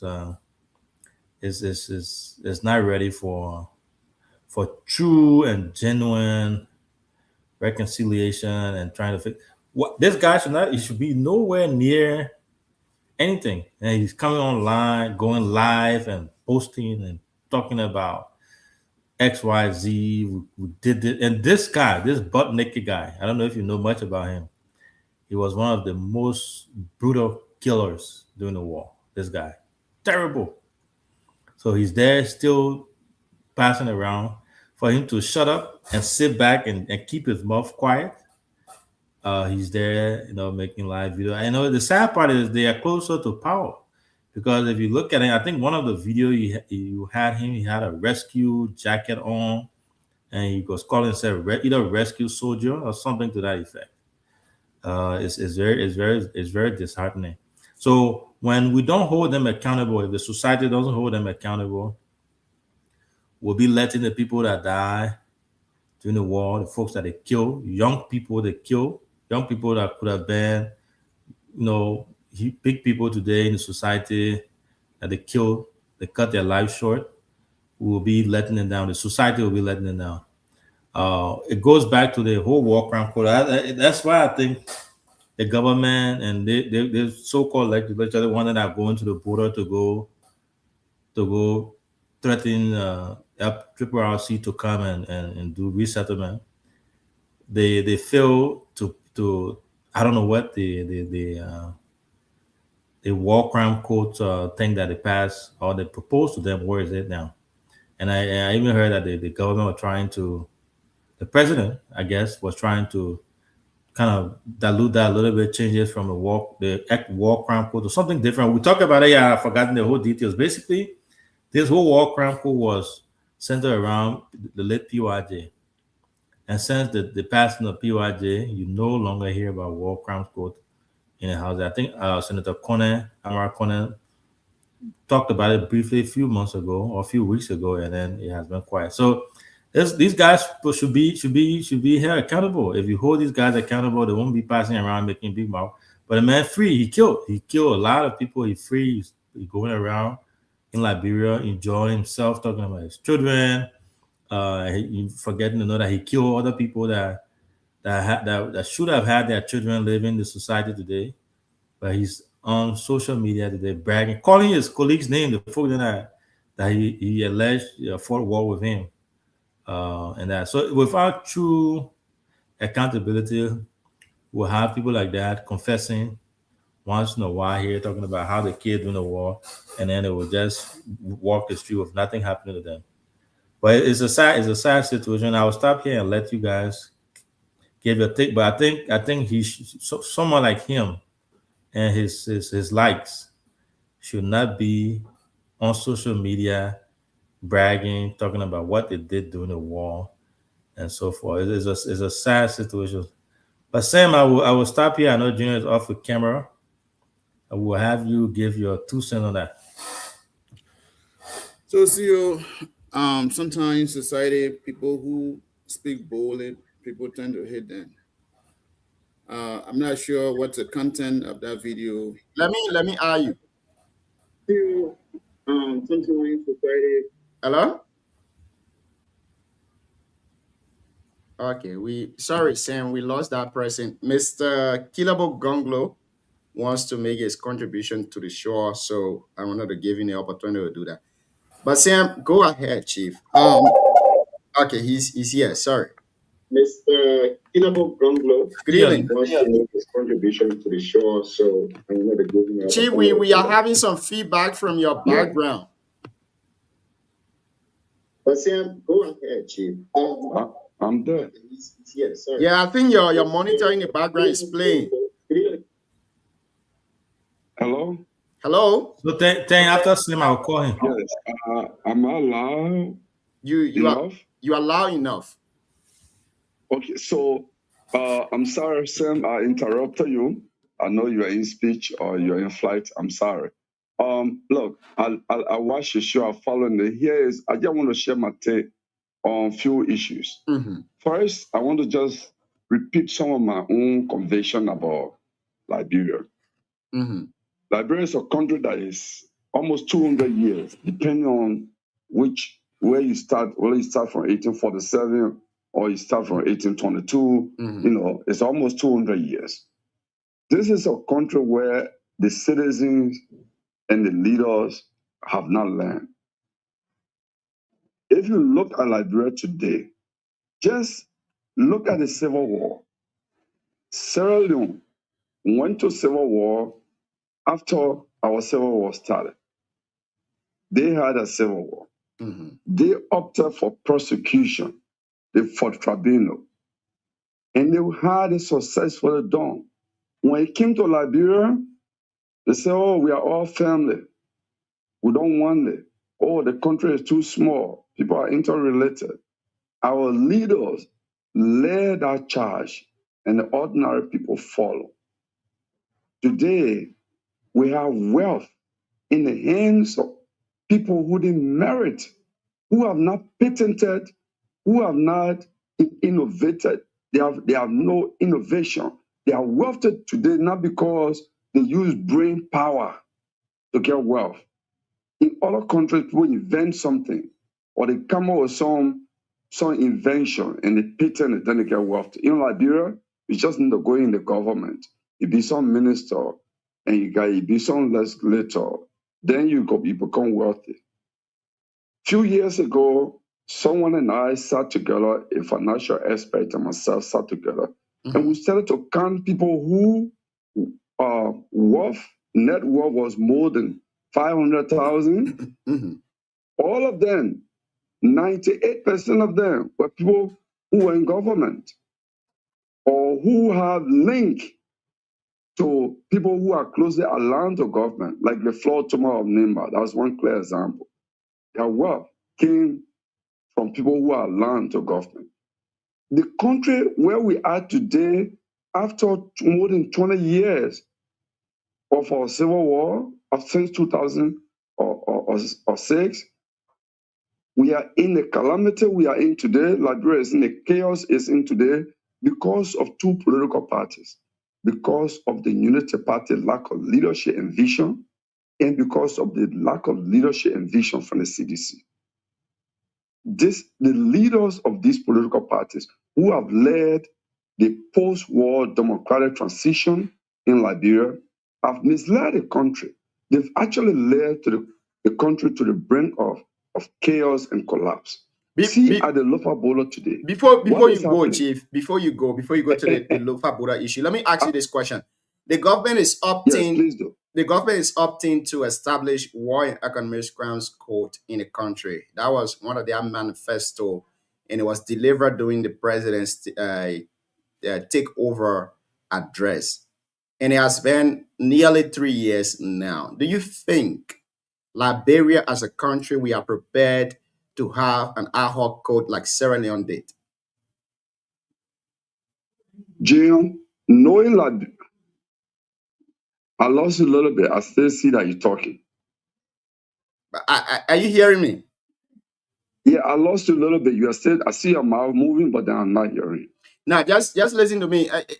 Do you think Liberia is ready to prosecute those who participated in the war? Liberia has been ready since 2006. Okay. Our politicians have not been ready because they are all entangled in some kind of way. Ordinary Liberians have been ready since then, but our leaders whose hands are in the cooking jar, they have not been ready. So look at the Guinea Bola today. Mm-hmm. I tell you, this is another shenanigan taking place there. At the end of the day, I can tell you that if you look at the cost of the visitation of the police, the legislators, it will run in the millions of dollars. That's what the whole shenanigan is about. Because serious Bola matter, you took a Dulu Mali mission to Guinea and all that. You don't need the police to go there. You don't need the police RG to be there. You don't need a speaker and the deputy speaker to go there. But they have to go there to justify the cost they have allotted themselves to, to enjoy. And they will try to keep this secret. But if there is an active civil society movement in Liberia and the call for full disclosure on government expenditure on the local border crisis, it will run in millions of dollars. I bet my neck on this. Thank you. At the start of this, I will disclose this. At the start of this, I was on a platform, I was on closing argument. The first time the incursion happened, and I said, this is not about the Guinean inclusion. It is about Thomas Fala and other politicians from Lofa who are linked to mining activities in our water. And everybody said I was conspiracy theorist. Today, the government is investigating that BKS today. And the guys on closing argument come and say, how did you get information? I say, They're not I'm the law BKS, teacher. I I beg have you. students in Tomea from Tomea who are living and working in Lofa, and they feed me with information. It is, look, Lofa University, Lofa Community College, and I will end on this, quickly, I'll end on this. You guys will continue. Lofa, I want to give you guys the information. Lofa University was built with mining sand from the Makona River. No problem, because we're digging the sand with shovel. The other construction, Thomas Fala built a city hall in Foya, mining sand in the same water, using shovel. Dredge. The most likely use of dredging water is to go down the water, and beneath every single water stream, there's some mineral there. And between Guinea and Liberia, those two countries are very rich in mineral. So you're doing such small river between two countries, the two countries must be involved. That's so the greed and corruption of few people we're going to push this country, brought the country at the brink of civil war, or crisis. Thank you. But I will end there. I wanted to say more, but I'll let others talk. Thank you. Thank you very much, Chief. Country must be involved. Now, Sam, you listen to Kilabo Gonglo. Kilabo Gonglo, you listen to him on the issue. Now, let's give you the opportunity to make your take on the discussion. Is Liberia ready? If yes, why are we taking decades to do this? I don't think Liberia is ready. I don't think Liberians are ready. Because, before we Kerebo Gongro, Liberians are not being ready. Junior, when the country is ready, when the citizens are ready, who made this? Who made the politicians? Are not the citizens? The politicians are made by and within the citizens themselves. If Liberia was to be ready today and say, you know what, with all the nonsense that going on in our country, we want better Liberia, we will see the movement. There is something we call popular uprising that can shake up the country, where politicians themselves will be hard. Liberians are not ready. Let me say this. Junior, criminals, every criminal in Liberia had their own criminal. Every criminal in Liberia is backed by criminal. So when you say you want to speak against the president will have this president, the president will speak against you. So criminals in Liberia have only criminals. So I disagree with that, saying that Liberians themselves are not ready. The country is a loose society where everyone believes in what they believe. Listen, Dalton might not be my popular politician, but sometimes he has some wisdoms in his some of the things he says. Dalton say this country, you who really trying to say the good thing, they see you as a most hateful person, and they will go against you. So It is true. I'm surprised that our brother will say Liberians are ready. Liberians are not ready. Or if you see Liberian making noise, it's all for money. But they really have a true Liberians who believe that the country should move forward. Long time Liberia has moved forward.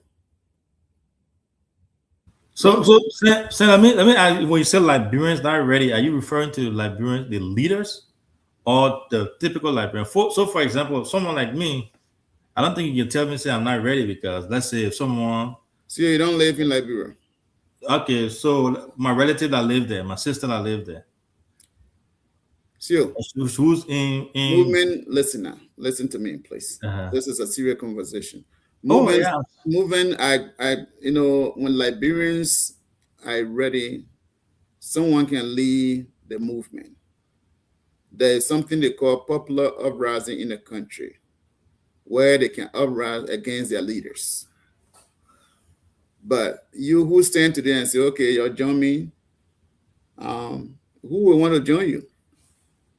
The other man that 18 on there. And by the time you go load, okay, something on the side, you're done. The English has changed. Number two, that country is going to be, I don't know what will happen maybe a few years from now. The two political parties that hate each other like crazy, which is CDC and the Unity Party. We are heading to a direction where the country is going to be, I'm not sure, I won't prophesy, but I look forward. I can't put it together today, but CDC and Unity Party, the way I'm looking at things, their leadership is somehow, some way harming Liberia. These two political parties hit each other to the degree that everything that happens in the country, whether it's whether it's harming the country, they will play politics with it. Look at yesterday when citizen died, when a guy took vice president escort car and went and destroyed other people's lives. CDC were on the other side saying different things. Unity Party were on the other side, mature government, that what mature government can do. All these two political parties, they are a problem for our country. I'm not speaking here for any political party, but the way I see CDC and Unity Party going, I don't know how many, maybe 10, maybe 7 years, 8 years from now, what will happen in Liberia. But listen, again, Liberia will still be there. We will do our own end goal. The country will still be there. But all I already say is the country needs a direction. I don't know whether the direction will be through democratic governance. That I don't know. But I don't know whether that direction will be a different way. That I don't know yet. But our country, Junior, is at stake.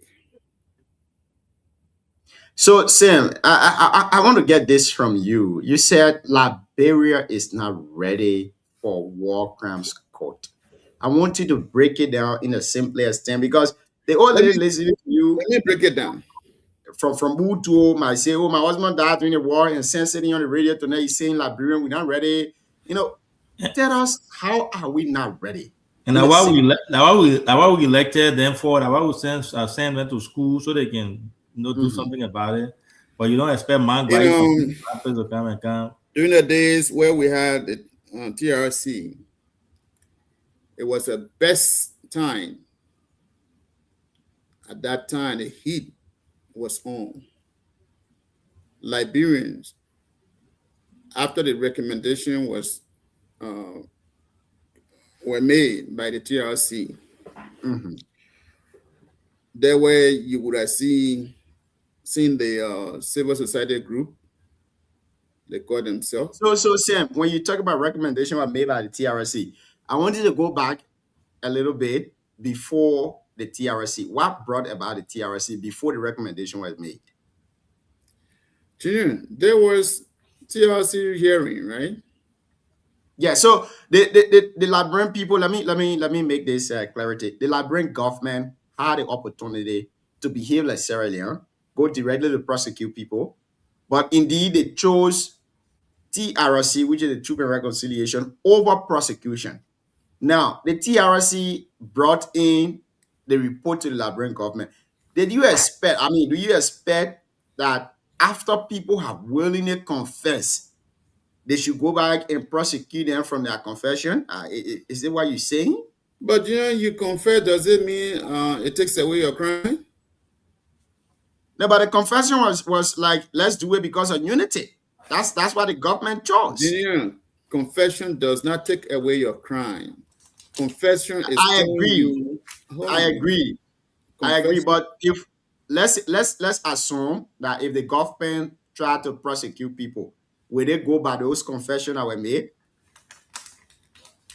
Again, confession does not take away anybody's crime. I 100% agree with you, Sam. So now, if the government wants to prosecute people, will they take into consideration those confessions that were made during the TRC? That's why it's supposed to be.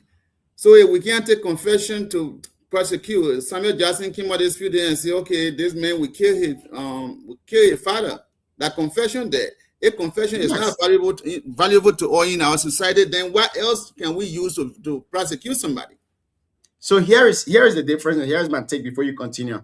The confession that were made during the TRC, from what I learned and what I know about the TRC, those confessions were not supposed to be used for prosecution. They were used because people needed for people to confess to their crimes so that forgiveness can be done, but not to use it as an evidence against them in a court of law. So if the TRC will submit a report to the Liberian government, and maybe today or tomorrow the Liberian government wants to use that TRC report as an evidence to prosecute people, like Mr. Kilabo said here tonight on the show, the Liberian government mess up very big time. We had the opportunity to prosecute people. We knew individuals who knew each other. Milton Bligh. I come in, Sam, before you continue. Let me give an example here. I don't want you to go too far. Mm-hmm. The revolution that changed part of this country situation, they didn't start with politicians. It started with Dr. Martin Luther King, civil rights movement. They stood up and they say it shouldn't go this way. It should go this way. Mm-hmm. Today, Black people can share a bathroom with white people. The not government made a decision, but after the civil rights movement has stood up and said, you know what, we have to stand up for this, the pressure rise their government officials.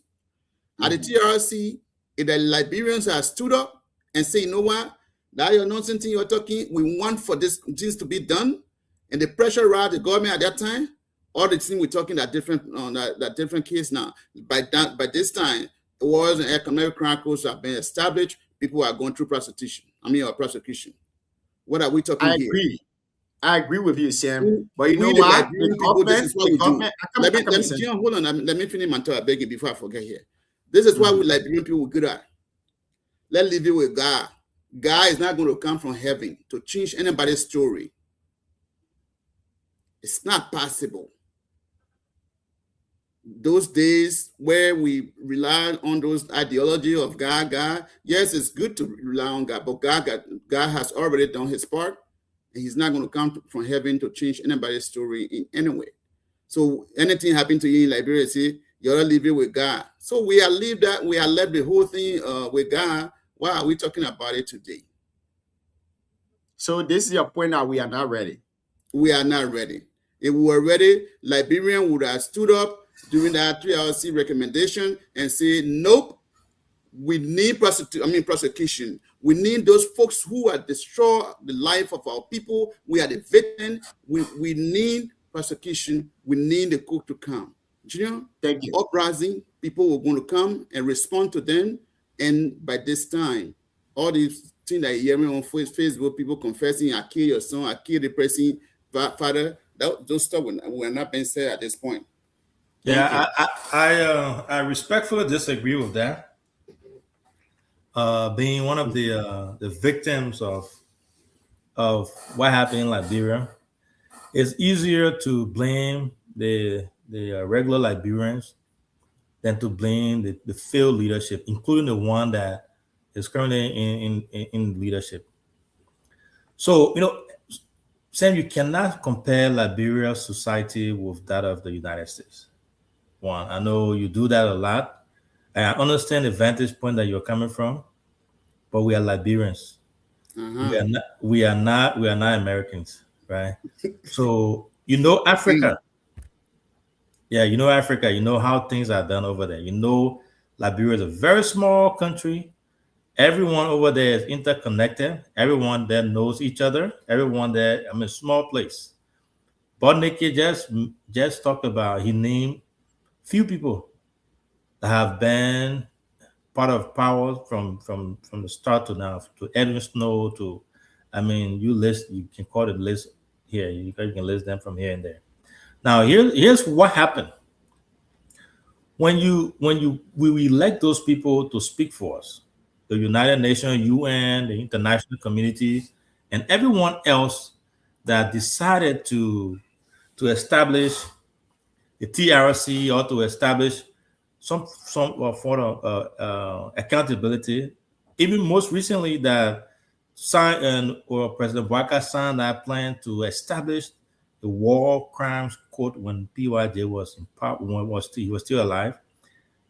They are the ones who are responsible for that. They are our leaders. They should be pushing that. You are not going to again compare or maybe hold to account Man Glai that is in Betro, who they killed 4 of her children during the war, and she's still suffering from the scars. Why? Because she doesn't come to Monrovia. She's not coming to Monrovia to be part of a protest, to hold the leaders and say, oh, you know why? We want to stand up like Martin Luther King did. No, that's disservice to our people. Now, that's why we have our leaders in power. That's why they are supposed to be doing. They should be pushing it.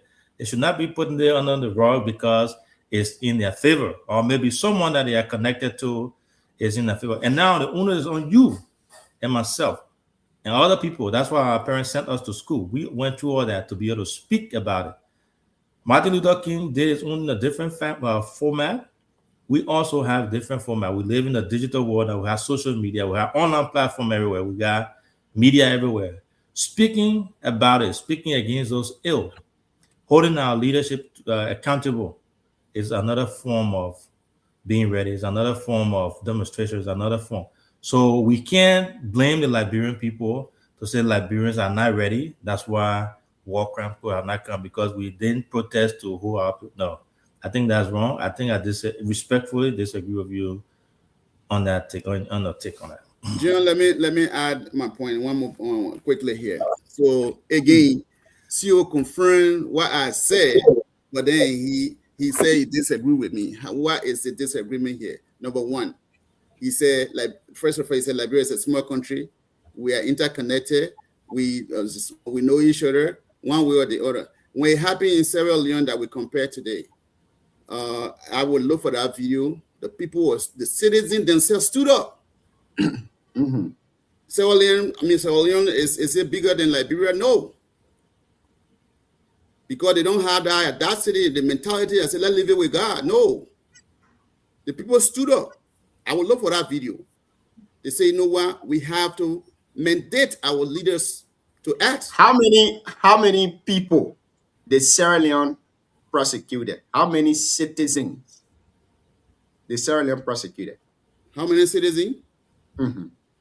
I don't have the data. I can't give you. Great. So here is it. Let me make my point before you continue. Let me make my point. Sierra Leone prosecution was basically surrounded around one person, Charles Gandhi Taylor. That was it. Yeah. Now, if you study law, public international law, Sierra Leone prosecution was surrounded around one person, was based around one person, and the United Nations greatly influenced Sierra Leone establishing an ad hoc court. If you know what ad hoc court is a domestic court, but that domestic court operates both international judges and local judges, and it also operates both local or domestic laws. Okay, domestic don't go too long before I lose my thought too now. Because when you go domestic too long, criminal you lose laws your thought. and You don't have to international go too criminal long. laws. Just to add, you can't go too long. Let me say this. Uh-huh. The people of Sierra Leone again, they stood up. They are saying they have the audacity to say, or the mentality to say, let's leave it with God till they won't have been prosecuted. The people stood up. They said no matter what it is, Taylor has to go. Stood up for But what? let's say this quickly before I Stood get up for what? the chance. Ambassador, I was let me finished. there a bit, please. Remember now, the people who did this thing, they asked our people when some of them came from exile, what happened to them? We voted for them. We voted for them. The justification is, you know what it is. How many of them that is still in government that our people still continue to vote for them? Then you say Liberians are ready? Come on, man. Thank you, Sam. Now, before we go to CRT and we go to Kelabo and then the ambassador. Kelabo, welcome to the show. Oh man, you're not allowed to be called Eda, but I'm calling Eda to now on the show. Now, here is my take, Sam. Liberia is 100% ready. The fact that we go to the TRC, we try to compare Sierra Leone's situation with Liberia, we get some things complicated and very contradicted. Sierra Leone's situation was quite different. Even though there were domestic forces, but indeed there was a great influential person from another country that also influenced Sierra Leone civil war. The TRC, at that point that we were as a country, if Liberia would have chosen to prosecute, we were not ready at that time. Our borders were vulnerable. Our securities were not intact. Do you know what it means for you to say you're going to arrest a man like Prince Yomi Johnson to prosecute him in 2006 or 2007? Do you know what it means? He still had the influence that he could go back, even with the name Prince Johnson being arrested, people will galvanize themselves and go to fight for his interests. Even Eddie Johnson. The government, in her wisdom, they said, no. First of all, let's reconcile. Reconciliation does not mean impunity. The government said, let's reconcile with the people first. In as much as we get to this, but let's know what happened.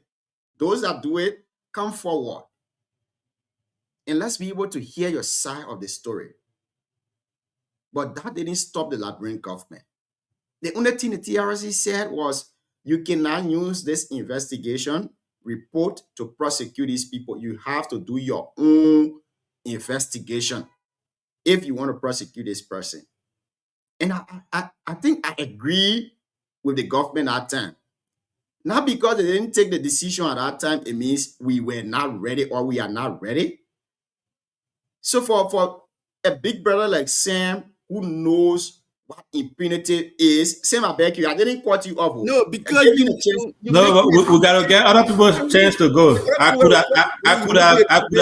You said I will come back. No, Sam, we get to that because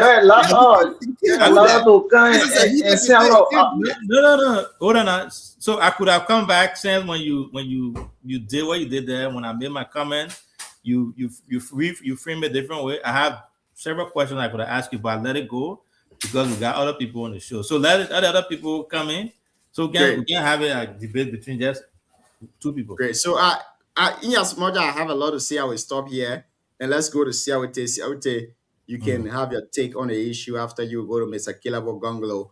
and to the Tapeta ambassador. Before you come in, Siawate, we want to say a big congratulations to Chris Silly for his program in Tapeta City.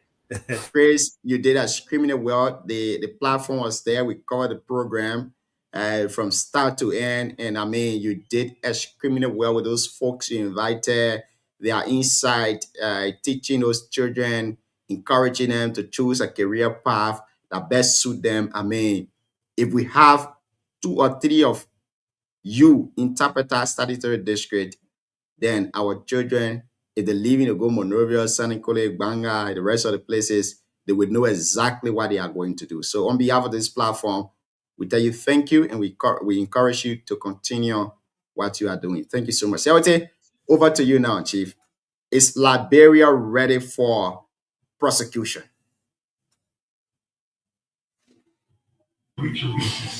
Thank you, Jim. Good evening to Honorable Kerebo Gonglo and the Tapeta Ambassador Chris City. You know, I think what we are discussing is far beyond politics, and this has to do with, you know, us as Liberian and what Liberians tend to benefit as a country and where we are heading as a country. Look, in a few days, I was reading the Constitution.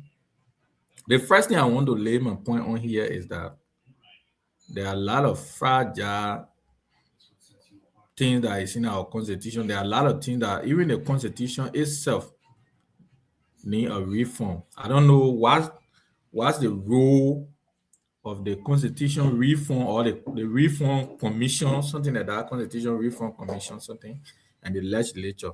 Look, Jim, the country in East Africa today, where you stay, people who even committed atrocity in 1994,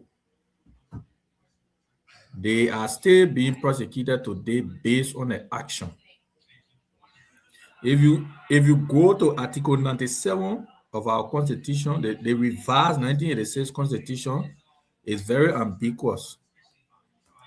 I'm not a legal person, but I feel that, I mean, people who revised our Constitution, because it was after the war, there was something there to guide us as a nation. Just read Article 97 right now, the Liberian Constitution. It will tell you a grant immunity from prosecution to all members of the People Redemption Council, which is the PRC. And further down, they say, well, it states that no member of the PRC shall be held legally accountable to prosecuted for action taken during the period of military rule from 1980 to 1984. So what it's clearly trying to tell you is that within people who committed atrocity up to that period, they cannot be prosecuted, even the TRC report. So I was saying, in my mind, I don't know, you people, the lawyer now should also tell us is it not opening a book or Pandora box again for another thing, because that particular constitutional aspect is ambiguous.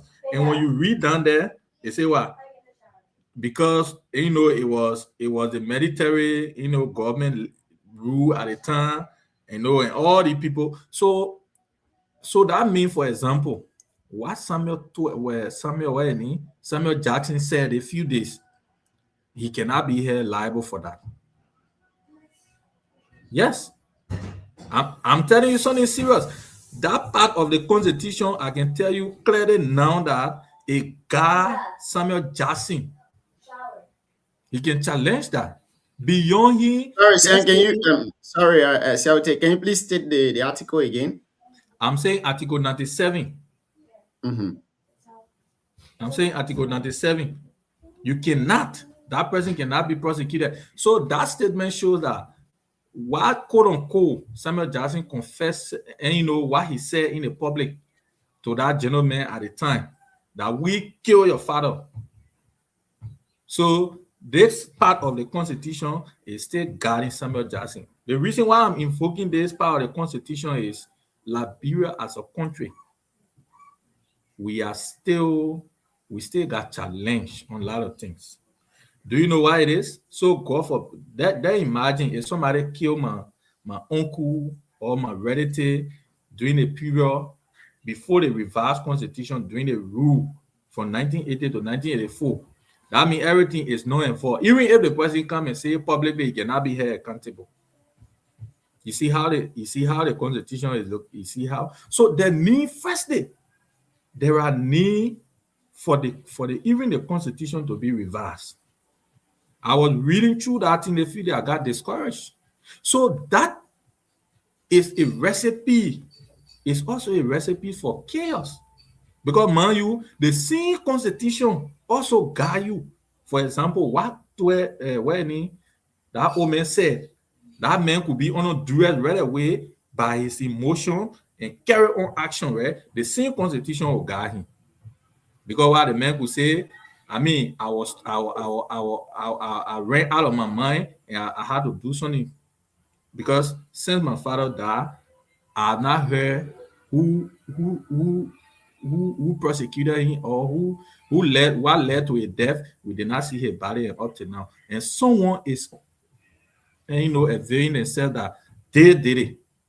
You see? So our constitution is still ambiguous. There are a lot of things that need to be reformed. And besides that, the TRC report up to now, when people talking about the War and Economic Crime Code, the reason why I didn't really want to speak to it, but I was reading through it. I went through this that the TRC thing in Liberia, most people have it misguided.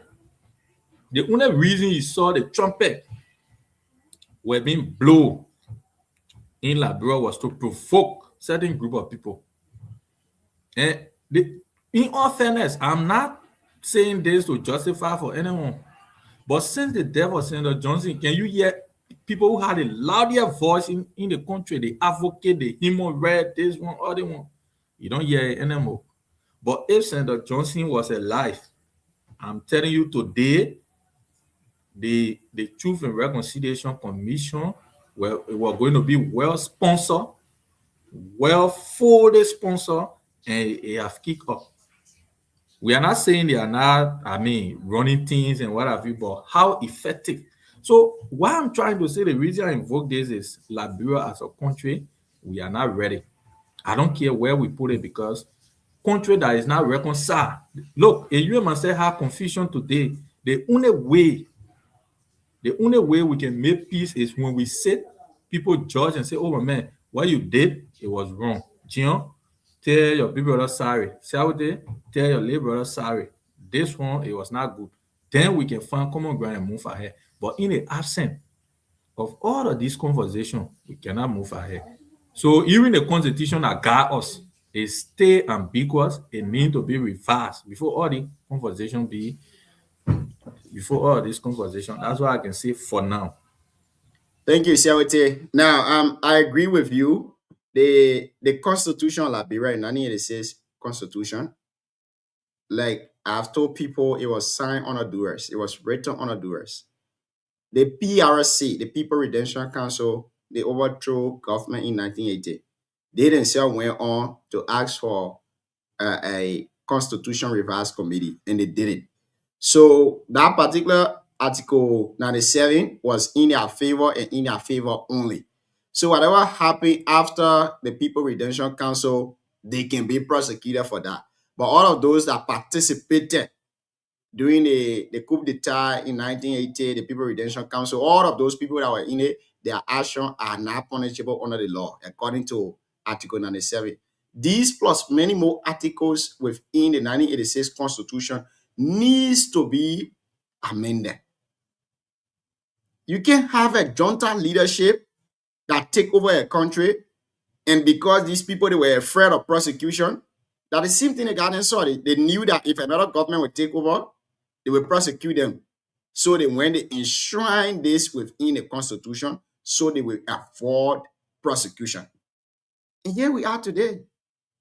But those that participated from 1985 up till now, because the PRC started from 1980 up to 1984, those that participated from 1985 up to present, they can be prosecuted. But between 1980 and 1984, they will not be prosecuted. That's what the law says. But again, I agree with you, Siawete. The Constitution, this particular section or the article of this Constitution is ambiguous and it needs to be amended. These plus many more articles in the Constitution needs to be amended. Thank you. Mr. Kilabo Gonglo, you caught us at first, but I think the conversation is so interesting that you wanted to make your presence felt. So you decided to join us and make your contribution. Again, folks, those of you listening to us via radio, want to say welcome. Tonight you're listening to the Heat Tower program, and we are discussing, should Liberia prosecute those who participated in the civil conflict? Is Liberia ready? These are the two questions that the panelists are answering tonight. So Kilabo, welcome. So, Junior, I wanted to make a contribution. I think it's important that sometimes in a public discourse like this, we don't let ourselves misinform the public. I listened to Sawate closely. He said a lot of stuff. I also listened to Mr. Balia and also listened to Gino. I disagree with some of the points you guys made. I still hold the view that ordinary Liberians have been ready for accountability in Liberia since the Civil War. For one to argue that the people of Glaze-Zopie, if you ask them to hold someone who killed their son, Leroy Gonglo, in the Lutheran church or compound, that person should not be. If you go to Glaze-Zopie today, you ask them, Leroy Gonglo was a soccer star in Glaze. He was Glaze number 9 for years. He made Glaze, unbeatable in the district. If you go there now, you ask them, do you want the people who killed Leroy Gonglo to be held accountable? You get 100% yes. Okay, so for one to even argue that, I don't agree with that, but I also respect the right for anyone to interpret historical events through their own lens. But I'm particularly worried about Siawate attempt to telescope different conflicting ideas into one and cast it as facts. Yes, the Constitution has some unfinished business, and we can go on pointing out many of the unfinished businesses in the Constitution. One typical example would be the independent or commission, or civil service commission. The Constitution says the current civil service we have is a political civil service. The legislature is supposed to actually pass a statute to create an independent civil service commission. It hasn't been done.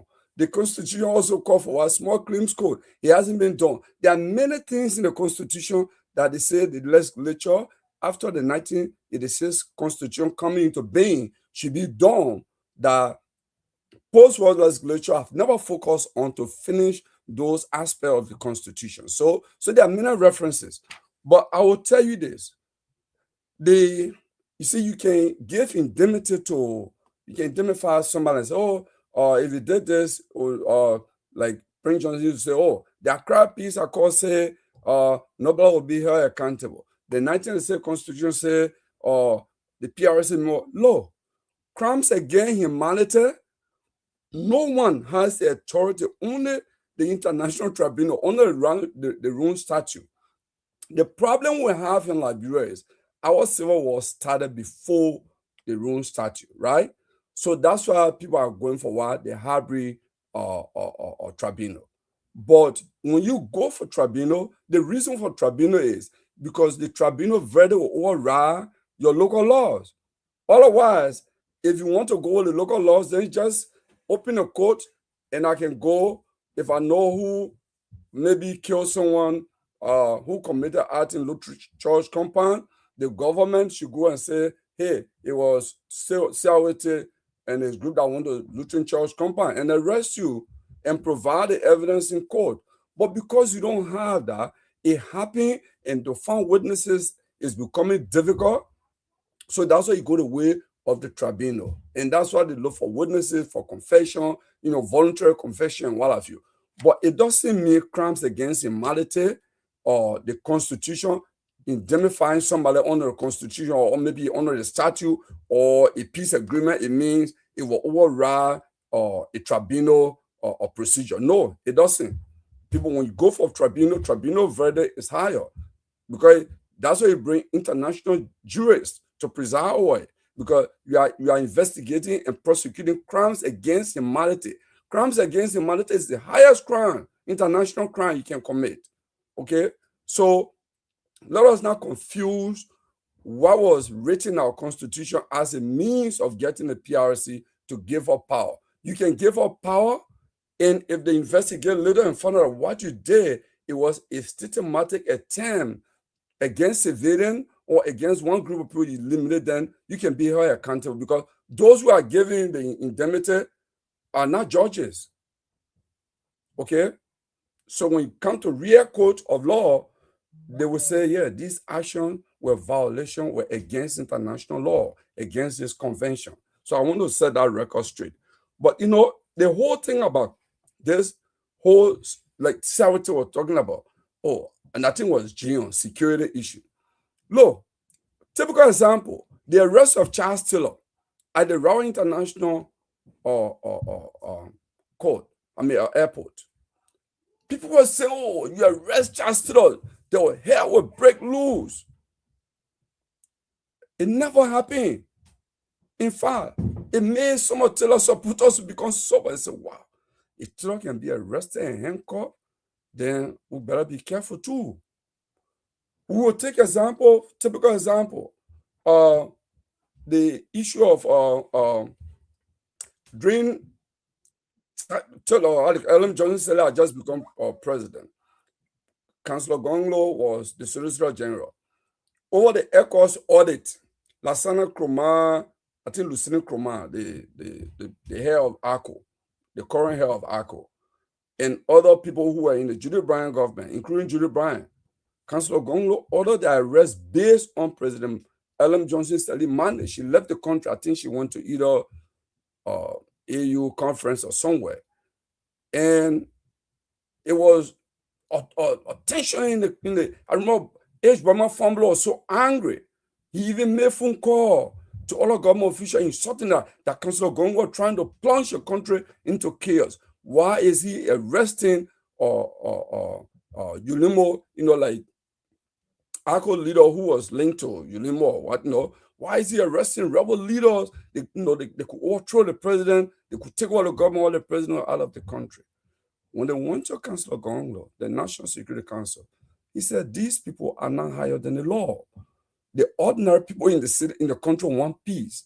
So in fact, if we arrest the most powerful people in the country and we make them know that they are not above the law, it will even promote peace in the country. And that's what he did. Yes, Judy Bryant asked for, when Judy Bryant was put on the common criminal bench to be investigated by CID, George Yada requested not to be treated that way, that I can give you my passport. And I can tell you today, I was one of those that George Yada, they thought I could be, persuaded. They sent somebody through Ministry of Justice. That person is a big man today in Liberia. They brought to me $200,000 cash and said, can you take this money to your brother? So George Yada wants to be investigated, but he should not be arrested because he deals with president. To be put on a common criminal bench, it means his news will get out there, it will look bad, he's a businessman. And I said, yo, get out of my office. And they walk out. Councillor Gonglo and powerful people in the government call and they say, George Yada is a businessman, he's our business partner. Don't arrest him. He said, Madam, if the former president, Judy Bryant, a Liberian, can be interrogated by the CID, a foreigner should be interrogated by the CID. And George Yada will be. And George Yada was arrested. Okay? So when we fear and we make excuses for security reasons for powerful people, it makes us to appear, that we are agents of these criminal cartels in the country who are tended disguised as political actors. Because that's what Liberia has all been about. This is an organized criminal cartel from one region to another who they are termed disguised as political actors, political leaders, political class. But all they do is they pillage the resources of the country. And that continues from 1847 up to this point. This is why our country is not noted for anything but substance nothing. Our education system is bad. Our health system is bad. Everything, our judiciary is corrupt because our governance system is corrupt. Even to just get in one ministry and get people out of the ministry is difficult. You got to take bribe. Why you brought for me? To even go and register your own business, you got to bribe to get your business registration out. This is a sad story of Liberia, and we must own it. So let us not make excuses, and I'll end on this, Mr. Sam Bali. In every country, in every society, we have what we call influencer. And somebody in your village, you are one of the influencers. If you go to your village today and you tell the people there, you're sending me to go to school, I'm educated, this is the way to go. They will listen to you. You are an influencer. So if the politicians who are politically connected, they are lumped together in the network of criminal cartel and cronyism, in our network to protect each other, if they can't say the country not ready for war crime code, and the citizen follow, you don't blame the citizen because these are influential people. So for example, PYG just say, hey, if you do them, Manima people will follow you. Is it true that if Prince Johnson were going to be arrested, there will be all rising in Nima? I doubt it. Because Nima people are peaceful people. Thank you, Chief. But he used that effectively to scare other people, you know. I mean, I was just rested. Thank you. I like the fact that you rested on that topic. But I think you've misquoted Siawete and I here tonight very badly. And I would like to make some correction, and we go to Siawete. Then he will make his own correction. When I said Liberia was not ready at that time, I meant it. Chief, before Charles Taylor was arrested, you knew the process that went in before Charles Taylor arrest. Charles Taylor was not just arrested at Roberts International Airport. No. Charles Taylor was extradited. The principle of extradition says you cannot be arrested in another country. So Charles Taylor was extradited from Nigeria. You know that, and I know that too as well. After being put on flight from Nigeria to Liberia, upon his arrival in Liberia, he was arrested immediately at the Robert International Airport. You and I know that. But looking at influential people, that those people still had control over our borders in 2005, 2006, and you coming on to say we needed to have prosecuted those people, I think maybe some way, somehow, there is a contradiction or a politics being played with the situation. You can look at men like Prince Johnson, like all the rebel leaders under his control at that time, very powerful as he was. And then you say they should go to arrest him. Everybody was afraid. How many military you had at that time to protect? The people came in. Let me finish that. No, the people came in the Congo military. On this one. Yeah, the people keep in the Congo military. At that time, that you have not built a military, and then you say we should behave like the Sierra Leonean. I think our default will be respectfully. But you know, here is a striking misinformation you are trading on here. The security of Liberia was trusted into the hands of the United Nations. And Liberia at that moment had the biggest, the largest UN security or peacekeeping force in the world at the time. So you see, right? You see now, this is where you yourself you got it contradicted. The United Nations are coming now. Before you continue, the United Nations peacekeeping force in Liberia, they didn't go to Liberia to fight. They went there to keep the peace and security of Liberia. And if you know the United Nations Security Council, they don't go to a country to fight. They go there to protect the peace and security of that country. Because Liberia was fragile, UN went to Liberia. They didn't go there to fight. If anything would have happened in Liberia at that time to prosecute people, and then people start bringing in violation, UN will only be there to protect the ordinary citizens. You will not see UN fighting war. No, so let's look at the mandate. Chino, let's look at the mandate of the Security Council resolution. Uh-huh. Liberia was rebuilding her army at the time. In fact, Yes. they brought in a Nigerian general to head Mhm. the Liberian army at the time. They were recruiting. Yes. Liberia didn't even have Quite army correct. at the time. They were recruiting. So the security Mhm. of the state was under the UN Security Council resolution. The security of the state was in the hands of the United Nations, right? No, In fact, no, if you look in, no. I did fought if you with look, you.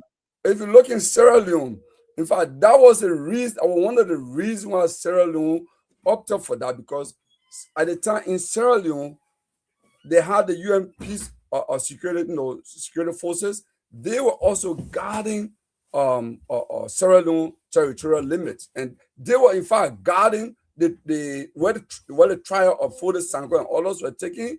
They were guarding it. It was not Sierra Leone army. It was the United Nations security forces that were in the country. They were guarding Foday Sankoh where the trial took place. Well, not Sierra Leone army. And in Liberia, and Gino, I just gave you a classic example. And you Lieutenant see Kamara, again. Lieutenant Yeah, Kamara was sorry, one of the Kinabo, I rulers beg of you. the law. I beg you. Let's not And make a Bill debate out of Bryan, the issue, right? and Sierra no, Leone ad hoc code. I come in. Sierra Leone ad hoc code was not based in Sierra Leone.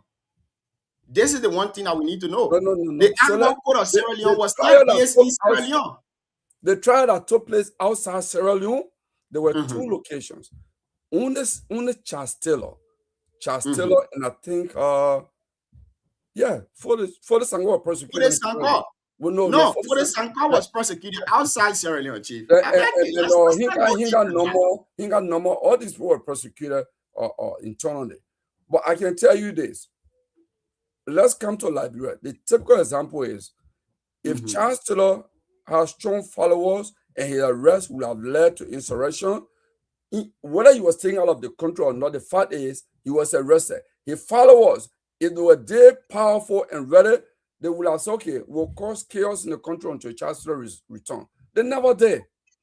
Charles Taylor folks Bill is Bryan Charles Taylor or folks is Kamara and they other protested in people who Liberia. served in Bill Charles Bryan Taylor government folks were is But arrested. you know what the thing what you say is wrong to do now, you guys doing dialogue because you say it was not good today No, to but do that. Chia is trying to mislead the public on No, this. no. No, because When you can't I say said Liberia was not that ready is at the, that time, that it is doesn't the mean Liberia is argument not of the ready today. cartel. The cartel have always argued, Liberia not safe, let us not do it, we don't need to do this. They put that fear tactic in the public. So we are in a place now where most of the witnesses have died, So it makes it difficult even for the War Crime Court. That's why I can safely conclude today. We may likely, for me, I don't think we're going to have an effective War Crime Court in the country anymore.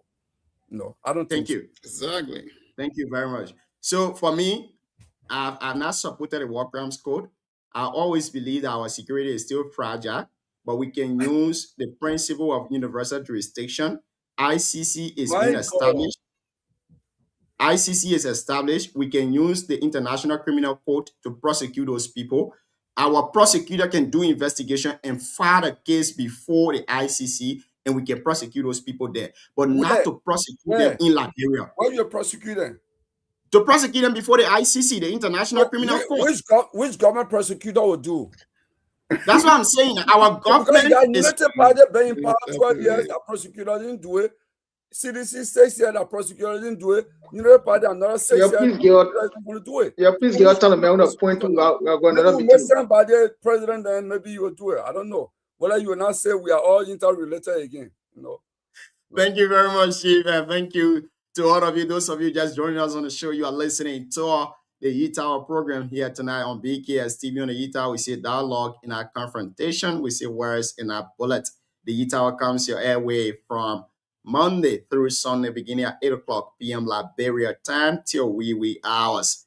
And on tonight's conversation, we are discussing whether or not Liberia as a country is ready to prosecute those people who participated in the civil conflict in Liberia. We're not giving a specific time frame. It could be from 1980 to 2003. We're not giving a specific time frame. But the question is, are we ready as a country to prosecute those who participated in the civil war in Liberia? And of course, for a very long time, we've not had Mr. Kidabo Gongolo on the show. Tonight, he makes another appearance because the topic is very sensitive. and we appreciate him for being here tonight. We got the CEO himself, the Don Dada. He's on the show too tonight, and we got Mr. Siawete Zoget Tour, Mr. Sam Saros Palier. The future is bright. Let's keep working on it. I might not be there is also here too as well. And the top I know I'll be there. You're not going to know where you will. Oh. The Tapeta ambassador is also here. Chris, good evening. Let's give you the time. Why say you on the discussion? Good evening. I'll be short on this. Let me say good evening to Mr. 1%. And my dear brother Siawete, you about the people who put us in this parent today that we're discussing. This is my view. I think Mr. Gwegro talked almost 80% of my points here. We should not be giving excuses around here on the World Council issue. United Party has the power at that time to implement. We shouldn't be giving excuses around here. That one United Party keep messing the country over and over and everything. We keep seeing it. There are recommendations given to those people. Eddie Jones said he was one of those who have been persecuted. Go to the report there. They banned those people not to take on a government position. So the implementation that when they were afraid, United Party, it wasn't about they were a party, but United Party fear was most of the officials could be penalized. That's the reason they could implement the World Council issue. It has a recommendation. So when people come here and want to defend this, because security issue, because of weak system, that's not true. Those warlocks that fought the war in United Party government, and they were protecting themselves.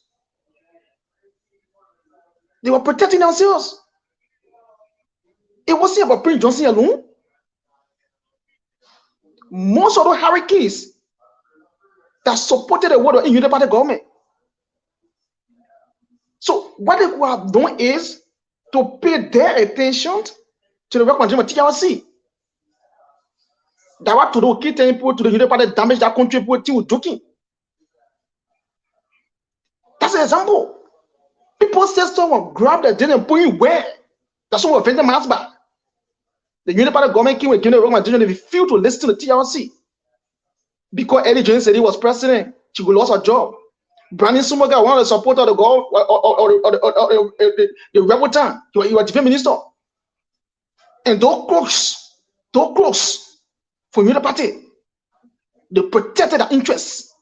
Those criminals from United Party, they protect their interests. Then you can't be defending about this, that. So the whole issue, it was messed up politically by United Party. It wasn't about nobody. So I don't want to see people say, oh, they were SYZ, it was Peter. They were United Party who messed the system up because they were laid the foundation. Chris, when you say the whole issue was messed up by United Party, do you know that there were intern leadership before the United Party could take over? TRC recommendation was presented. It was presented by Eddie. No, but do you know that there were intern leadership before the United Party took over?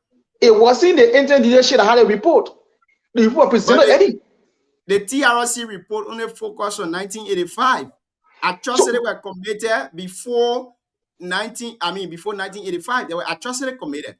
Okay. They take that 1980. Atrocities were committed in 1980. The coup d'etat happened in 1980. William Aaron Tupper was overthrown in 1980. Even in 1980, LJ Rowe was dragged on the street. He was killed. So you know that one. The issue then why will you put the blame on the United Party? Junior, there are recommendations given to them. There are committees. The recommendation just came in now. If you want to put the blame on people, I know the major atrocity was committed 1985 to 2003. We say that, but from 1980, yeah, October was overthrown in 1980. We had an intern leadership that took over from 1980, and in 1985 there was an election conducted. We all know that. So why will you take the TRC report to be an that you were saying the Junior, government didn't do anything Junior, to that. for 1986, 1986, after they amended the Constitution of Liberia, the report our own hand deal with the report. It shouldn't be an excuse. Like I live in my house here, I come in Junior. Don't you think that would be a form of selective justice? That's not justice. That what the committee, that is where the code was set up. TRC was set up. And it went by the rules. I agree now. I agree. TRC report, I agree with it. So people that committed atrocity before 1985, they didn't give any other TRC confession. Junior, So think that was our focal point. The one of our own hand deal with the one first. We'll go to that one. Sewate gave an example of the Article 97. So why would you say we should deal on the one that's on hand? Junior, let me say this. Let me say this, Junior. Let me say this. For 1980 to 1985 or 1984, Yes. there was tribunal court in Liberia. Nah, there when we didn't have. I come in. Sewate, those people who were killed in Liberia, there was tribunal court that was set by door.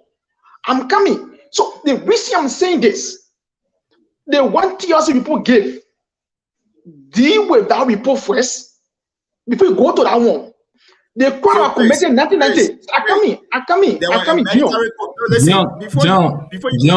John, few seconds. Can I help Chris a little bit? No, you can't help me. I think I'm. No, yeah, you know that's the whole thing off. What you want to help? No, Chris, look at my point is not about unity party. My point is being objective, right? But just finish. Maybe the host will give me the time. Let me provide some information. Thank you. Okay, yeah. So, Chris, let's give you the opportunity. But before you continue, the 11 men that were killed by Doe, I know whether 11 or 13, they were not investigated through a tribunal, but a military court. No. They were trial. You call it military court, but they actually call it at the time military tribunal. That's what I'm saying, a military court. But Chris said a tribunal. When we say tribunal, in a legal term, it's quite different. As the international tribunal. It was military court. It was military regime. It was military court. The argument is, when you the party took over, they have the monetary authority to make the work of the TRC. Nobody should talk about there are no security alive. We have United Nations in this country. We have the security. But the reason that they feel, Chris, wait. You're getting things complicated here.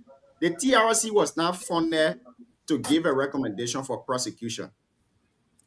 According to the TRC funding for reconciliation, not prosecution. So any other report from TRC cannot even be used in any other court.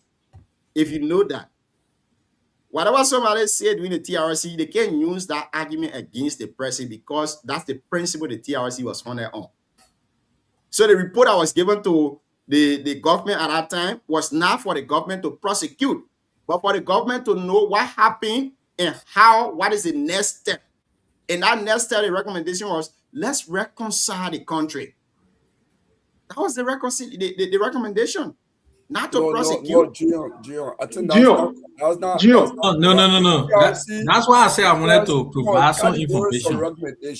The PRC, I can list you 7. No, TRC. Yeah, the that's PRC what I'm saying. is different. No, I said the TRC, right? The TRC they give recommendation that if I cannot get all, maybe I can maybe like 7, right? So I don't know what that Chris is doing because I want to provide little information. Okay, let's get Chris the opportunity. Get Chris. Let Chris. But one Chris, that Chris speak way when he's speaking, that he speak way. To conclude, you will not dodge it here. You will not part of mess the whole thing up. You will not change it. You will not change it. Because it was your regime. The recommendation was given. Any Jason name was mentioned. Those criminals who killed us, who do to that country, that name was mentioned that TRC report. Brandon Sumoka, one of those, the former defense minister. And those guys, they convinced Eddie. They convinced Eddie not even the men at TRC report. So why you can't let human defend it here? Mr. Gruber just said it here. We have security in this country. We have security in this country. But the United Party mess everything up to do going through today because they think that when they prosecute those people, they'll be going after their own police. So they're not able to even to what they call. They think we're doing a scam. So let me Let me ask you. So your CDC came to power and they were there for 6 years. What did they do regarding this? Because they had the power and they were elected. So they also hold President Weah sent a team to the Senate. We filed a debate. It was sent to the Senate. But again, I did right there and setting and take over. Thank you. But be truthful now, Tabitha Ambassador. You should be truthful. The CDC came to power. McGay carried that communication to the legislature with the same argument that Unity Party made, that we are all interrelated. The bread is still fragile. They didn't want it. However, the people's representatives should decide. If you present something like that to the legislature that comprises of other actors, and that's how the senators say, hey, and the legislature actually said, the table here, they came up with some flimsy recommendation that I don't remember some of the things. So the thing is, United Party and CDC are actually snowball this whole thing of accountability in Liberia because they are all conflicted in the continuous. It's just a fact, and we must speak to that. They've got the country into a point now that I'm not sure how we recover from that. The missteps are too much. Now, even I'm just providing information. Give me 30 seconds, let me give you guys this. Because I was in government at the time when TRC report came out. And not just being government. Before I joined government, I had worked at the National Human Rights Center, where Verdia, Kofi Woods, all of us were there. All of the active human rights organization at the time. I was a program officer with Focus, and we're in the Milton Richard building at the National Human Rights Center. So these guys, I knew them very well. Even the guy who is now with Boaga, Nathaniel Kwabo, all of these guys, we all work in the same building together. Okay, so the critical thing was the inclusion of Ellen Johnson Sirleaf in our report, the 30 years ban. Ellen did not even want to go for second term. It was clear. She confided in and said, listen, I want to be like the Mandela. Go for one term and start flying around the country, the war, receiving award. I'm going to transition. But when they included me on the 30 years ban from participation in political activities, she was offended by that. She said, oh, I cannot preserve a process and then I create my own Trojan horse that would drag me in the mud and I would not have a peaceful retirement. That changed the whole capital, right? If Ellen Johnson said they had been left out of that recommendation, there would have been full implementation because she wanted that record. She wanted it badly. But when they included her, it messed the whole thing. This is not official, but talking to the actors in the Truth and Reconciliation Commission at the time and other people, this was the real blunder they made. So, Gian, before the criminal justice Yeah. practitioner can come in, I know you're waiting to come carry the whole debate now. So, one thing I want Chris to do is sometimes when he come into the conversation, I want him to put away that thing about Unity Party. What we're discussing tonight, we are giving you facts. I don't care where Mr. Gonglo and Chris and the rest of the folks put it, but I'm very clear with my position. Look, the war in Liberia, when people say 14 years for me, I can disagree with them. I don't subscribe to that 14 years, no. The war in Liberia started as far back as 1979. That's why President Doe regime, for the record, he did not end his second term. Now, the reason I invoke the 1986 revised constitution is very simple. So they assume that even President Doe was alive today, right? They assume that he was alive. Kuyongpa, the rest of the guys, because those are key actors in the PRC regime. So are you telling me the Constitution will cover them for atrocity being made during their administration? That's why it says.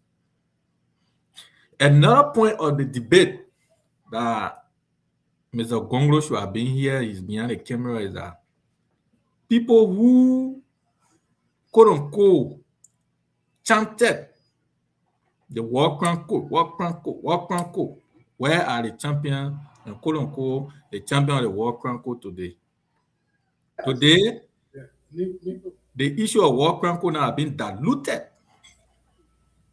only because of the arsenal of Prince Johnson. I always hold that view. All of those advocates say, where are the advocates today? There's one person that is consistent, Councillor Gonglo. So 2 weeks ago, he was called on Boaga not to bury the war crime issue. And people keep holding the thing. Look, the TRC, if you look at Taylor indictment was not about a war in Liberia. Taylor indictment was about his contribution or his involvement into the Sierra Leone Civil War. Right? So when you discussing, those are two distinct conversations. So arresting Taylor, it was not about what he did in Liberia, quote unquote. It was about his activities in Sierra Leone. That's why Taylor was convicted or he was indicted. Today, if you go to the TRC report, the recommendations are there. It's on the book. That's why I encourage people to read. The recommendations are very clear. The first thing the TRC recommended was to establish the establishment of a war crime code. The second, the prosecution of key individuals that were involved in the Civil War. When you go, they get your political thing, and they say lustration, but it has to do with the political ban, something like that, right? Where you get political ban, where Mr. Gonglo was speaking about, right? Reparation of victims. Those were recommendations being given by the TRC. And if you go down you further go down, they also talk about reconciliation and memorialization, I think, memorialization, which means people who like baying and the artifacts, getting the artifacts, and even the building, how you call it, the memorial sites. Those were some of the recommendations from the TRC. My argument, and I still hold on to that, is if Liberia is to achieve most of our laws, we first need a reform. I listen to Mr. Gonglo when he talk about we are twisting. We are not twisting here. What is the Constitution telling us here today? I'm having a constitutional reliance speaking. Disagree with me on the issue of the Constitution. That tells me if Asiawate, my uncle that was murdered during the regime of Samuel Doe, it clearly tells me that under that regime, that person is being exonerated by the law. I cannot take into law like the way Samuel Jackson did. Oh yes, that's why he's telling me. So I was invoking that to clearly tell us that we that have this platform should now get on the back of government, not just raising the louder voice, but to point out these things so that there will be a reform in the Constitution. Because if today I was affected and somebody come and stand, make mockery of me, and killing my relative or killing my very important someone to me, but at the end of the day, the Constitution protects him. So all of this argument, my argument is not about shooting, but another thing is people who are the louder voice. Man, you to conclude here, John, all of these advocates say, tell me in the last 10 years, Mr. Gonglo who sits on the show, those were some of the louder voices in Liberia. Today, I bet him, if he had ever gone any radio station after the death of Senator Johnson to advocate for war crime code, he had never done it. But now, the issue of war crime code are going to DASB. That's why I can say the only thing we can request for as citizens of Liberia is to have a reform in the Constitution. Thank you. So can I make a comment saying he mentioned my name on this or quickly? Look, see how it is. I think I give the little history of myself. I was very active in the early 1990s, working at the National Human Rights Center, which was a consultant of human rights organization. And I represented an organization called Focus, which was the advocacy group for child rights in the country at the time. Because we were emerging out of what came out of the Civil War where children's rights were abused. So I played a pivotal role. But regarding the War Crime Code, yes, I support it, and even up to this time, this support, but I was not even on the radio advocating for that because at the time, I was working in government when TRC recommendations came out, right? And it was a government action. So, and the recommendation was clear that the government should establish a War Crime Code. So it did not beg any question for any government official to go and say, hey, government establish it. The report has already come up, which was a government project, a government undertaking, right? So it was a foregone conclusion that the government I was working at the time made that choice, right? But the implementation of the recommendation from the TRC was for successive government, and that government succeeded herself from 2012 to 2017, and they failed to do it. Okay, so it's debatable, but the problem here is not about who is talking now.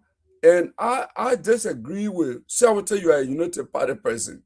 It's Tower for that matter, work at the Ministry of Finance, one of the key advisors to Jeremiah Kun. I wish Sawate can tell Kun that, you are a heartbeat from the presidency. You have been accused of being one of those that silenced, that helped to push Prince Johnson to his early grave because you didn't want Prince Johnson to stand a war crime tribunal where you, Kun, the people will look at you and say, hey, Kun is part of a government that is putting our hero on trial. So you play a role. It's alleged that you play a role from multiple sources so the paper can go quick. So all the explanation can come. But then you are one of the key person though, because I wish one day, you can tell Kun, you know what, to clear your name so the suspicion can go.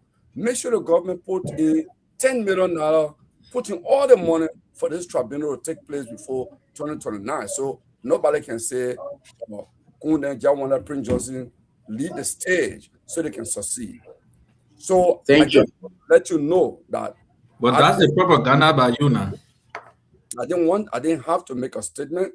What we need to do is your government for 12 years and for this 6 years, your government, and I can confide, I can say publicly on what I've heard privately, because I'm not a government official. I'm not bound by what I heard privately to keep it private.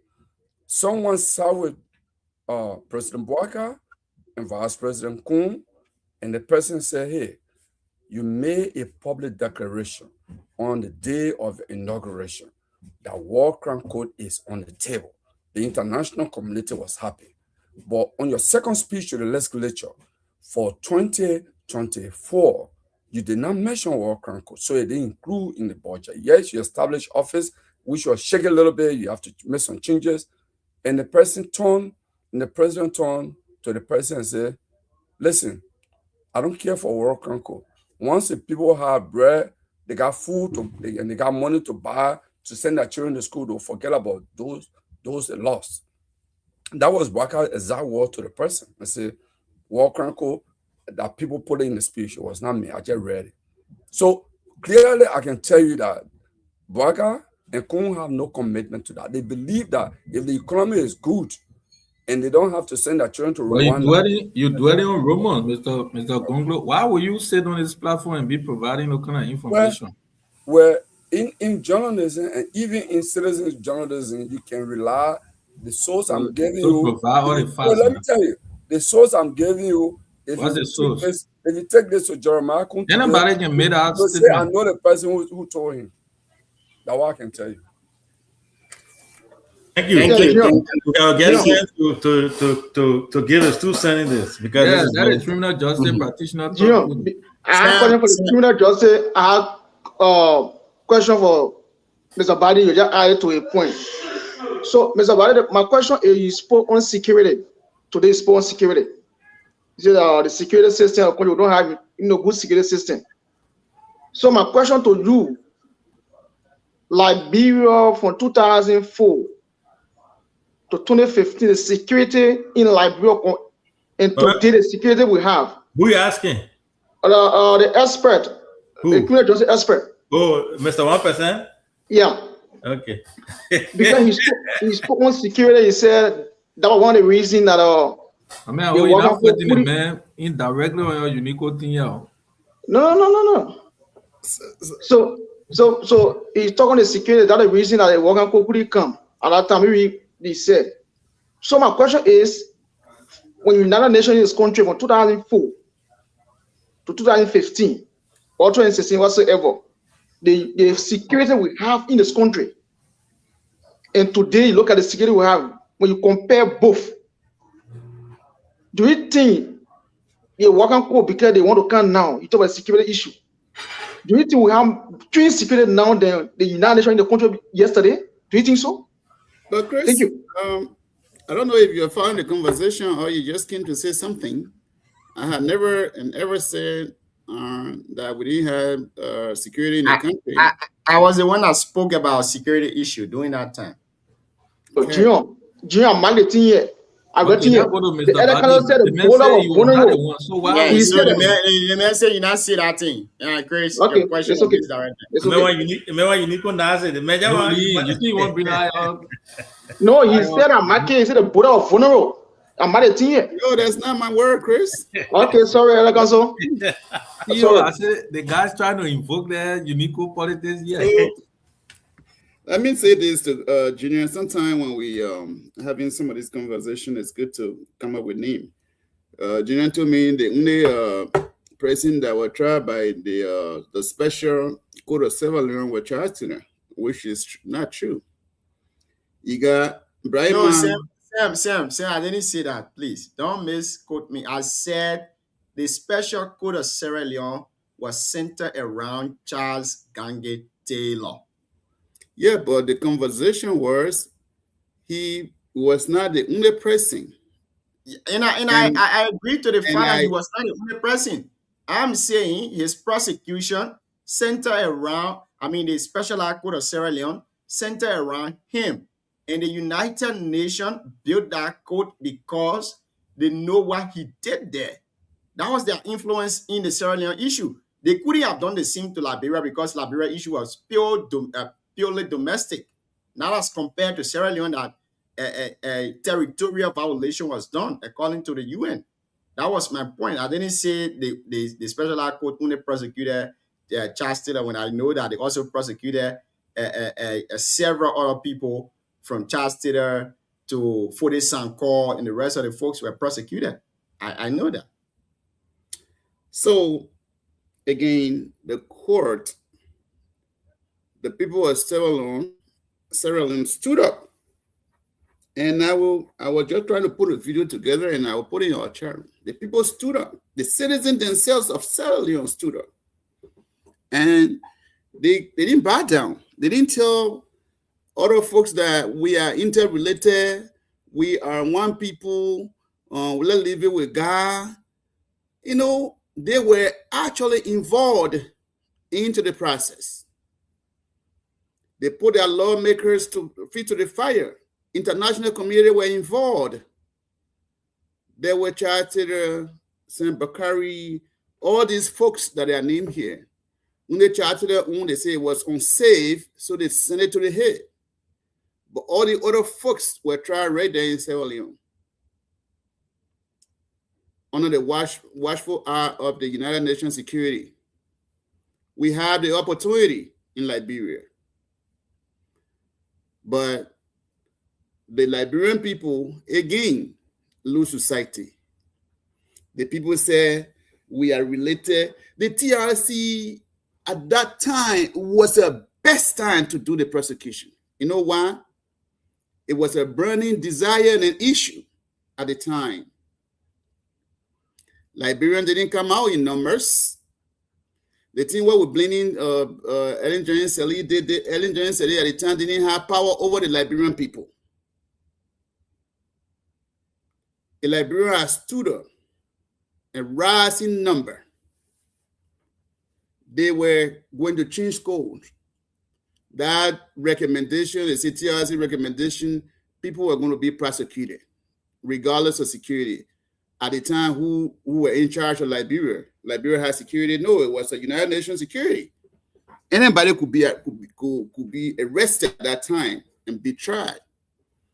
But no, instead of doing the right thing, what we came up with was what? Let bygone be bygone. Let forgive each other. Let God be our judge and our witness. Why it is true that we had the Most High God? Yes, Chris. To where you spoke from, you said Liberian people, they don't have power on them. Do you know, because 70 was a student leader, do you know a lot of student leaders went on the round to protest for TRC? Let's talk good thing here, man. I come in now. They were arrested and put in jail. See, boy? Let's talk good thing here, man. We're talking about, you see, why they both people why the student leader in Liberia? No, some people who did it making noise. So that protest there. You say student community, so they meant to student leader. You say now, yes, yes, so you too. So Chief, when you say the people of Sierra Leone stood up, who are those you call the people? So the student leader from Liberia, they are not citizens? My friend, listen now, listen. And that was their respect to us in the student community. Student community from Liberia are not. On the show. Say what on the show, the mentor the student leader, one student leader. That was their respect to us as student leader. Say what I don't care. You sit on the show, say what you know that, right? Can do. You guys are just a noisemaker when they give you 2 cents. Say what like all your Mr. Badi, I don't think that categorization. You can't do that. Listen, I can't do that. I don't think it's fair to us. The whole protest in university, charity. Come on, man. That whole student leader thing is when they are broke, they will make. By the time you go low, they get in smarty in the corner, the politician with them on the side, they get in smarty. You see? Come on, man. So let me on this session to some extent, not in its entirety. At least the analysis on part of it. That's good. Sam, you finished? Because I still got. I didn't finish you. Committed cadres who are committed to the ideals and principles of good governance and holding public officials accountable. However, I do agree that massive number of the student activists today in post-war Liberia really are driven by not by conviction, by other considerations. I've seen that in many instances. I mean, I'm not going to recount some of those because that's not my time to speak. But when I reflect on the 80s, on the door, I remember some of the things we did at the university. For example, the 1988 riot. I remember myself taking a pressure bottle from the chemistry lab, along with others, with spray to spray police officer. I remember us standing there between the RH building and the Cassell building, taking tear gas and throwing it back to Jacob Nimler and his group. I remember a lot of stuff we did, but and we're doing it at the perils against people who were armed to their teeth. And we're not dealing with, if I went around politician at the time, you are considered the fifth column in the movement. So we're not even, we distance ourselves from public officials. Yeah. But today, student activists, they want to be still a representative, ministers. We can get to that topic here, but I want Sam to really land, because he makes this point and then he opens all these avenues for all the questions. No, but CEO, we have student leader. We can't be on the show for Mr. Biden and so student could leader in the place here. No. No, we finish with the topic. I think he expressed his opinion. That's not his opinion. I never insulted anybody. So, today in our country, the Sierra Leone people I mean, I will show you the video. It was a massive protest. And there were the politicians were left with no other option but to pursue what we call prosecution and trial. In Liberia, it was vice versa. They say our guy and our supreme being will come from heaven and grab the destroyer, kill us to prison. Let's leave it with God. Today, our supreme being still guiding us. Today, there's no offense to my dear brother Yake Koruba speaks the way he speaks. Today, we have General Boneke came out, he speaks the way he speaks. It is because Liberia, again, it's a loose society. We have this kind of attitude of saying, let bygone be bygone, but it's never bygone. It can't go. It's still there. So what is the essence of our existence as a country? We always say we are related. So if someone is related to you and kill your pie, you can't take a step against that person as well. So you are related, so what? But nobody get a gut. The thing has gone too bad now. There is no other way. That's why I say there is no other way now. Liberia can say work will work. I don't see it working. The only thing I would recommend, even if it will still be difficult, is the economic crime court. Because why? The people who controls the gut of our society today are the politicians who came from nowhere. Some of them surface they are millionaire today. Billionaires, maybe I could be wrong. The way some of them spoke. No billionaire over there. Well, it's okay. Maybe I say. Yeah. Some of the way some people speaking today in Lofa County, the power invested in me. What power invested in you? Troublesome. Because they don't know their left and right. You know, when leader is not guided by maturity, when you throw anybody to be a leader of a country, that's what it is. So Liberia's problem today, we can talk all from now to Judgment Day. It is where it is, and at the end of the day, we forget, we move on. That's how the country will be. I don't know. It's getting worse, and I can say this. With the two-party system we have now, I would say it's getting worse. And a good thing, every party, when it happened, they had to take it against each other. CDC, Unity Party, even a good conversation that's supposed to be for the country. They will play this Unity Party and CDC game among themselves, and the whole thing will die down. Example is some people lost their lives yesterday or two days ago. CDC came out, reckless Unity Party, then Unity Party came out. That's what good responsible government can do. My people, it's about you politics, or it's about some people who love their lives in a country. See, the best people who speak in Liberia, when you're not in government, you can speak. By the time you get there, when you want to say something, say, my man, that you alone will change the country. I would have Mr. Badi one day they get government to your change. Well, thank you. That's how it is. I'll leave it here. All right. Thank you, Chief. Let me interject on let me extend Mr. Badia's point here 1 minute. I agree with you that the degree of intolerance is getting to the level that is uncontrollable, and I think will lead Liberia to chaos if it is not already in chaos. Look, let's take our own Nimba County. Nimba County, there is an increasing level of intolerance that today there's this concept that I spoke about this thing before, but it's becoming more or less unbearable now. There's this nonsensical argument about one Nimba and Nimba interest. We really need to find a time to devote a show and a debate to that.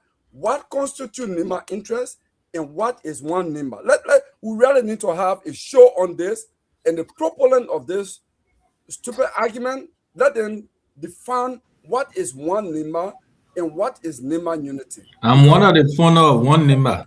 Yeah, because when we have a show, you come and define what it means, so that if I disagree with you, does that mean I'm against Nima?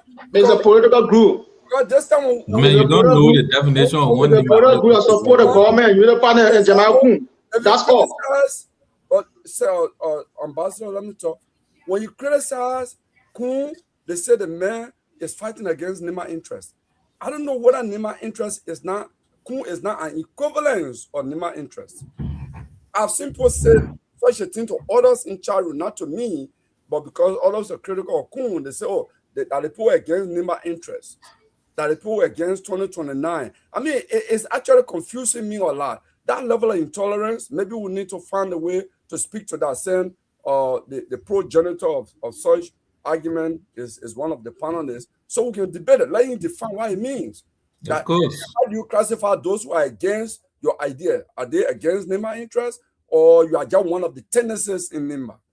But our argument is not about it's not The serious thing is go spoon right now. What you call that one Nima, the left some house. Chris, I beg you, that's not the topic tonight. We will come to that issue. Let's give the CEO a chance. We want to flip the whole thing. You know, so again, I am a point today. I am a point where I had jamming today.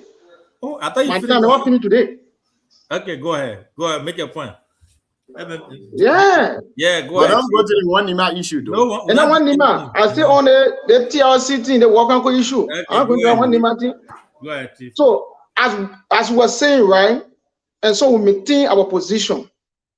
There are people who their father were killed in front of the water. Some of our sisters were catch coming from school from Simako. They were put into that way.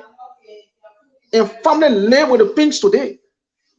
When the TRC King War report, we just came for war. Yeah, we agree. There was security in the country. The party have the opportunity to implement the report from TRC. They refuse to implement. It's where we are today. The problem we have today on the Waganko issue is not what Labrador people not saying to go on protest. No. But the government at that time refused to listen to the recommendation. The Unity Party that messed up this country, we gotta say it. No matter how people classify it. It was the other party that couldn't do it with the other party. Who will be real. The strengthening of rule of law in Liberia in Unity Party here. All the things that are going on today in this country, all the things that are going on today, no respect for police, no respect for rule of law, the Unity Party cause it. When we give for what they should hold Liberia with iron hand. CDC contributed to that also. So it's on your opposition. No, Chris, this is what I don't like about your own appointment when you make it on the show. Your government you supported also served the country for 6 years. Fundamental. What you started from? Fundamental. It's on today, you know? Because it didn't happen yesterday, it shouldn't happen today. So why you opted for change? Chris, what are you talking about? Does that United Party? It's not allowing me or anything here. I don't know the argument. I don't know. Because you will not agree. They are tied together. The umbilical cord are actually tied together. CDC and Unity Party in crime, in mismanagement, in lack of leadership, in everything. That's a fact.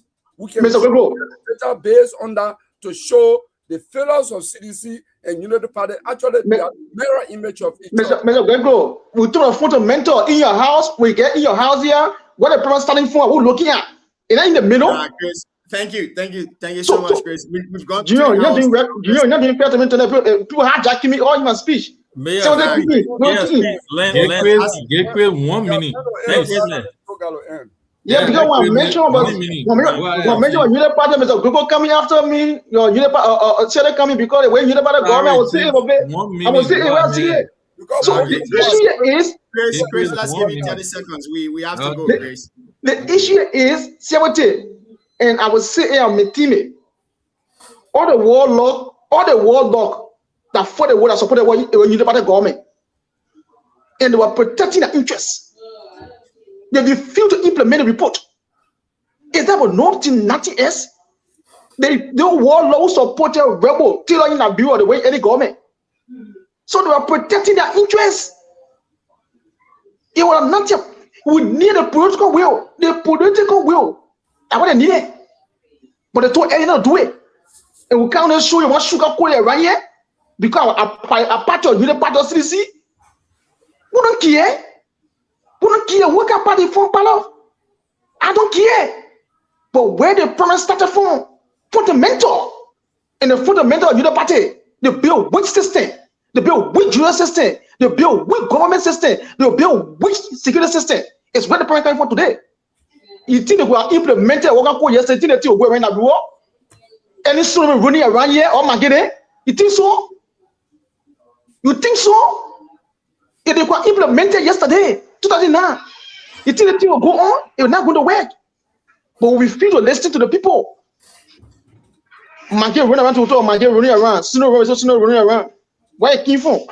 But you never took over. They were implemented the system. If they were starting 2009, today that will be straight. It will be straight. Now, the argument you're making does not make sense to me. To be honest, because you don't agree. Because you don't agree, Mr. Bekro, because you were in that government, Mr. Bekro. You were in that government, you failed to implement the system, Mr. Bekro. You will not agree. Chris, thank you very much. Thank you for your input here tonight. See you. Let's combine your take and your closing point together. Then we go to Killable in the rest of the folks. Just my closing point. I'm going straight after Montana. I'm going straight. Cyrus, though you did criminal justice, you live in the United States of America, the greatest nation on earth. When crimes are committed here, for example, the victim, if someone kills someone, God forbid, something like that happened, when the person dies, is on the onus is on the state, law enforcement, and other people to seek justice for that person. So we don't wait. They don't wait for something like George Floyd incident to happen all the time. You don't wait for regular citizens to rise up to go protest before you get justice for that person, or you don't wait for the family to take over to go protest and everything before you seek justice for that person. That's the same case with Liberia. I still believe, I agree with Mr. Gonglo, that Liberians have been ready from day one. And our leaders have not been able to implement this war crime code like they did in Sierra Leone, as you are referencing. So that has led to where we are today. Now, when you look at the genesis, you go back to the genesis of this whole thing, when Sierra Leone war ended in 2002, Liberia war ended in 2003. Sierra Leone and Liberia situations were different. When you look at the gravity of the war in Liberia was different than that of Sierra Leone, right? And our war still stayed longer than that of Sierra Leone. Now, we had the people who, for example, the president at that time, Ellen Sirleaf Johnson, on air admitted to the fact that she funded the war, right? And you had other people who were in position at that time. So United Nations, that backed the war crime code in Sierra Leone, in collaboration with that of the Liberian government, came up with that conclusion. Now, if you go back to the record, Sam, you'll notice that UN recommended the war crime code, okay? But it was not implemented by the government, right? Because the fear of Liberia was fragile. Those are the excuses they gave. Liberia was fragile at that time, and implementing the war crimes code would have resulted into more chaos. All this stuff. My point I'm trying to convey here is our leaders from the start have been the reason for the lack of implementation when it comes to war crimes code. From the first leader to the predecessor, the CDC government, to the United Party government now, they're all been kicking the can down the road. Every one of them has been avoiding that. So it is not, you can't blame the victim for this. You can't blame us for not getting the street or not protesting or standing up like what happened in Sierra Leone. Like I said, when you compare the Sierra Leone scenario, Sam, with that of Liberia, completely different. The gravity, the magnitude of it were all different. So again, no, I will close here to say that I don't think the Liberians are the one, or Liberians are the ones who are not ready. I think it's our leader, or we need to blame our leaders for not properly implementing it. And the time just going, and they have diluted the whole essence of this war crimes code. And to try to do it now, I think all of you guys have said it here, will be just waste of time. So that's my closing. I will stop there and let the other people conclude. Thank you. Let me go to Sam, and we'll go to Kilabo. Sam, let's give you 2 minutes. Each person will be given 2 minutes to make that closing point here tonight. Go ahead, Chief. So quickly here, again, I still stand by my word. In 2003, before the war ended, before Taylor left Liberia and gave that beautiful speech by God's waiting, I will be back. Taylor didn't just leave by himself. When the women of Liberia, when they stood up, they took upon their bodies, took it to the land of their body in front of the American embassy, calling for the war to end. I saw the 2003. The women stood up, the country were crying. Said, George Bush, free our people. Indeed, the world gave attention to the Liberian people. And George Bush came out. And see, I don't know whether you were here that time. We that were in Minnesota, we chartered buses. We went to the Washington, D.C. We stood up and started calling the government attention here too. President Bush needs to free our people. Beautifully, George Bush came out and said, few words, Charter must leave Liberia. At that time, pressure started mounting against Charles Ganget Taylor. At the end of the day, Charter came out and delivered that speech. Gongro were in Liberia, maybe Liberia here at that time. They said, by God's will, I'll be back. That's the only cross that the park can remember. See, some of these things we're talking,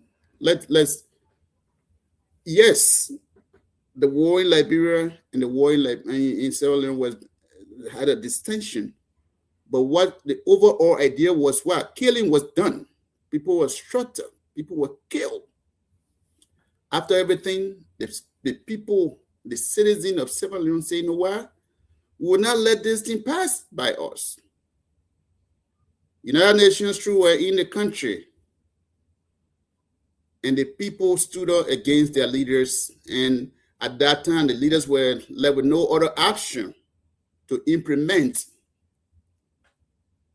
So in Liberia, you know what happened? Even Ellen said, we're talking about here, Chris mentioned Unity Party.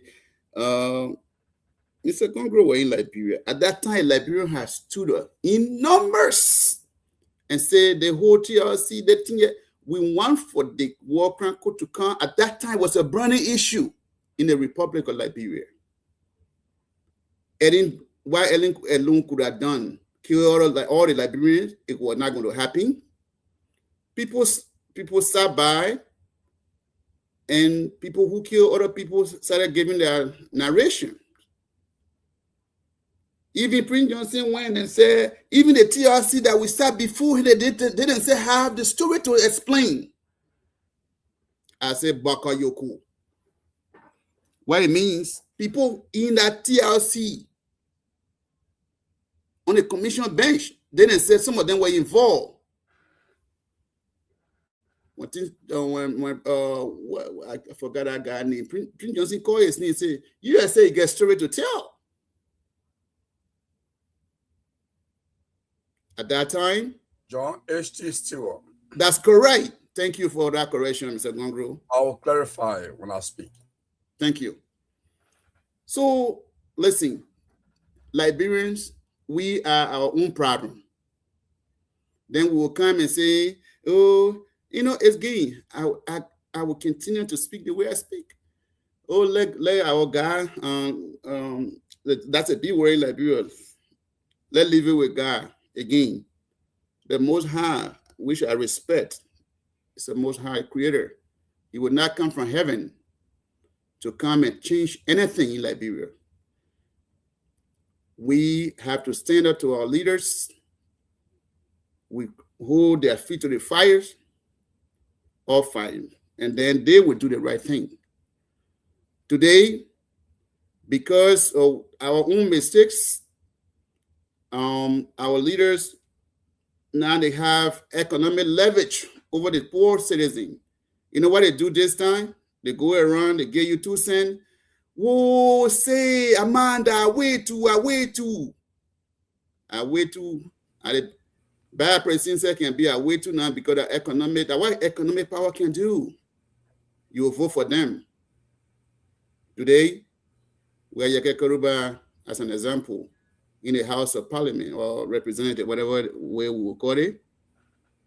So again, as I will stop here to say, those of you who are listening to me from the radio land, from the motherland, the great country, the land of the free,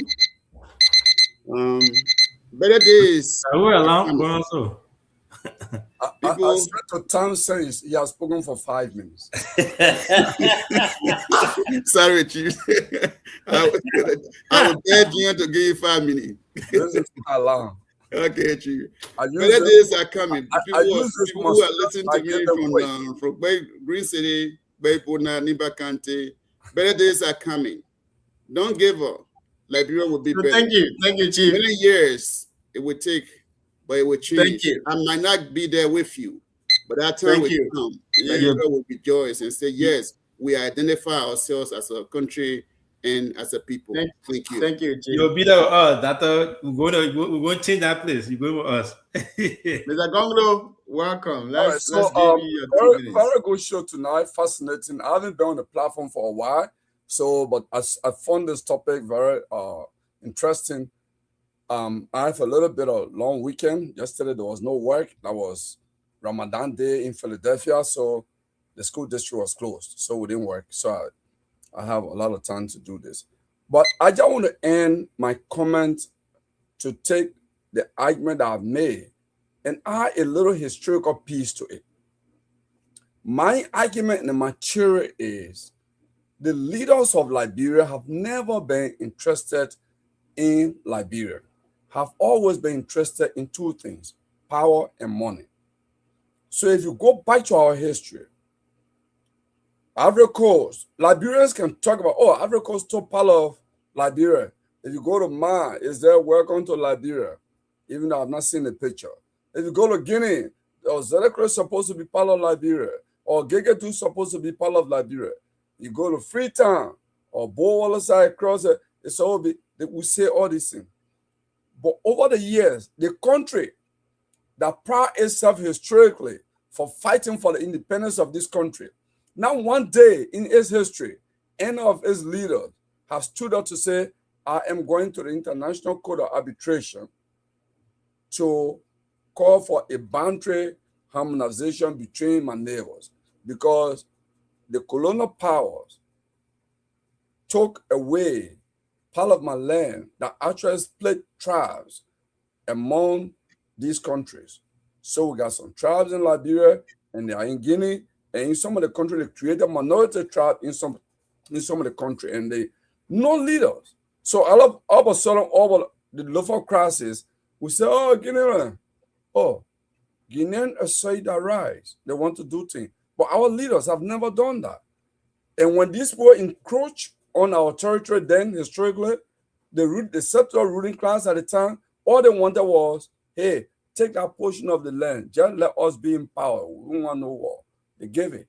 Because what they were interested in was preservation of their power and money and wealth. The same culture continues today. No leaders, and our leaders are not committed. And this is my theory.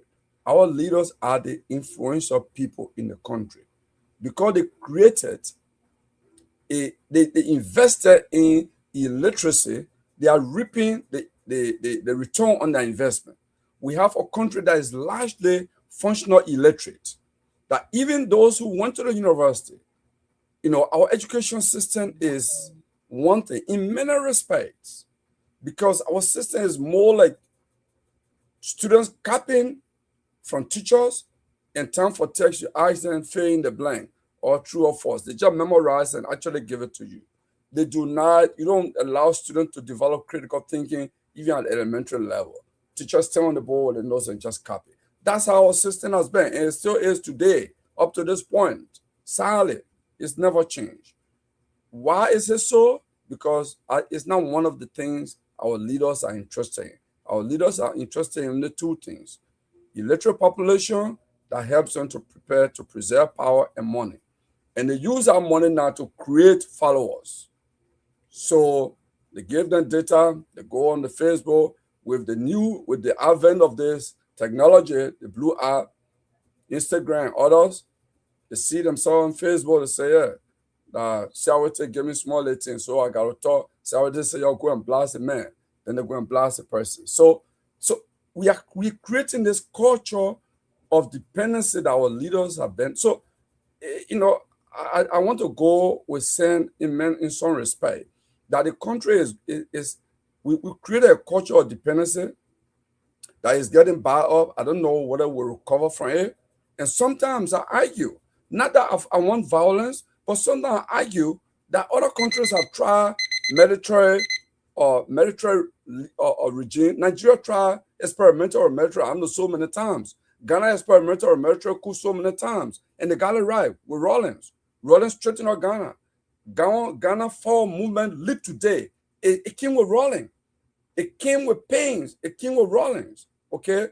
I'm not suggesting that, but maybe Liberia needs to go through a military round of revolution that make some people who have stolen so much wealth in the country dispossess them, so we all can be at ground zero. Okay? Because this country is going so bad that if we don't put stop to it, corruption will actually end the country. Nepotism will end the country. Tribalism will end the country. We have to do something. So our leaders are letting us down, but not the ordinary people letting the country down. And I want to strongly argue that the ordinary people, and I will end my comment on the fact that in 1980, Boima Family told a story during the TRC hearing, and I watched him.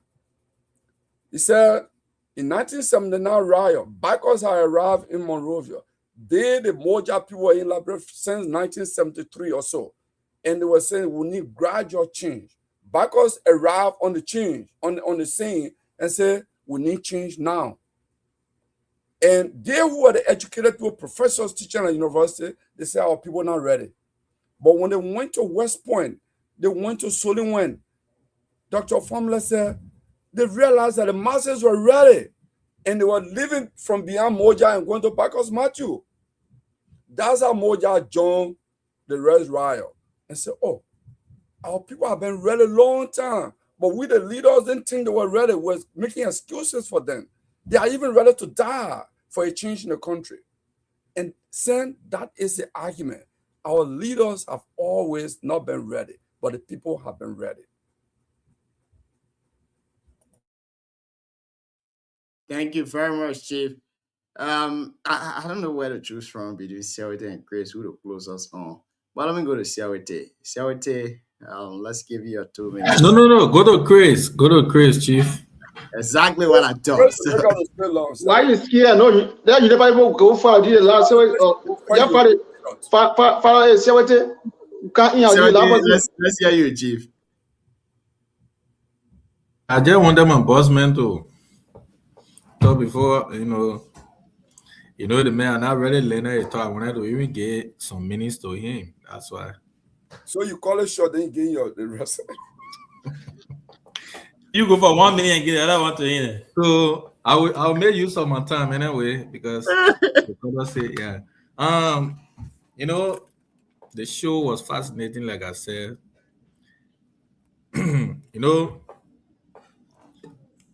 Every one of us, we are citizens, we are entitled to our view.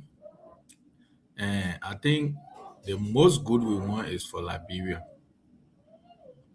But when hypocrisy interplay into advocacy, it become unthinkable. That's why today Liberia it is why it is today. Junior, I stand on my position from the beginning of this show to the end that advocacy in Liberia, meaning when it comes to the war and economic crime code, people who had a louder voice in Liberia is like a soundbar or a speaker. Right now, there's no battery. But in the face of the late Senator Johnson, the trumpet was blown. People ran everywhere, campaign everywhere. Today, we don't hear the issue of war crime code, but we have the onus. We as citizens have a greater responsibility to push the government. The war crime code was not only about Nimbayans, it's not only about Nimba. You had the people, you had like George Bole, you had even the current senator from Grand Jide. But you know what? The only reason Senator Johnson was being targeted and being hated, it was because he had the commanding voice in Nimba. That was the reason. So my reason of invoking Article 97 to this conversation is how Liberia as a country need a lot of reform. And still stand by that. If our government cannot take steps, it's still a calamity to our country. Today, if the constitution reform, people who are human rights, people who are human rights advocates, people who are human rights, look, if all of these things cannot be looked at, we are going nowhere. The first thing, your constitution already shielding people who committed atrocity. While we sitting on the show today, people are bleeding in their hearts because they lost their parents. But certain part of constitution, and mind you, people who are advocating for that, they had that power to advance when it comes to human rights, all other stuff. But today, we are sitting the way we sit because the only target was for an individual. The only way, personally for me, that's my opinion. That's not the opinion of this platform. My position remains those clauses in the constitution. Most of them, some of them is ambiguous. It need to be redefined. It need to be amended. The constitution need to be amended, or else we still going to nowhere. How can you hold somebody responsible from maybe 1990, but you don't hold somebody responsible from 1980 to 1984? So that mean uno wrong, that good wrong, and you're not responsible for that wrong. But the wrong start from 1990 to 2003. Even if the men say, hey, for example, the Samuel Jackson case today, that gentleman did not even know who killed his father. But the person has unveiled, he said, we were the one who killed your father. But your constitution says what that man did prior to the 1986 revised constitution, he cannot be held liable, cannot be held accountable, because the same group of people went and rephrased the constitution. So if we as a country, we cannot redefine where we are going, we are heading nowhere. Whether people advocate, people incriminate people, even we on the show, we are responsible. We on the show, the only thing we talk about, some people on the show, including me, if it is not our interest, we don't support it. But when it comes to certain things, we support it. The only thing yesterday other people were advocating for was the man work on.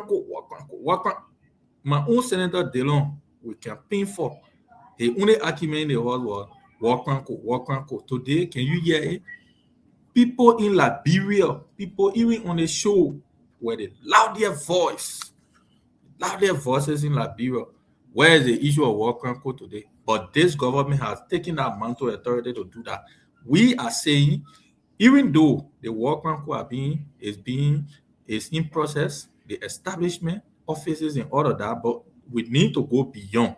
The commission, the Law Reform Commission, the legislature need to re-examine the constitution. Of course, then some of us will be relaxed. My uncle died at a Lutheran church. My uncle was affected during 1980 to 1984.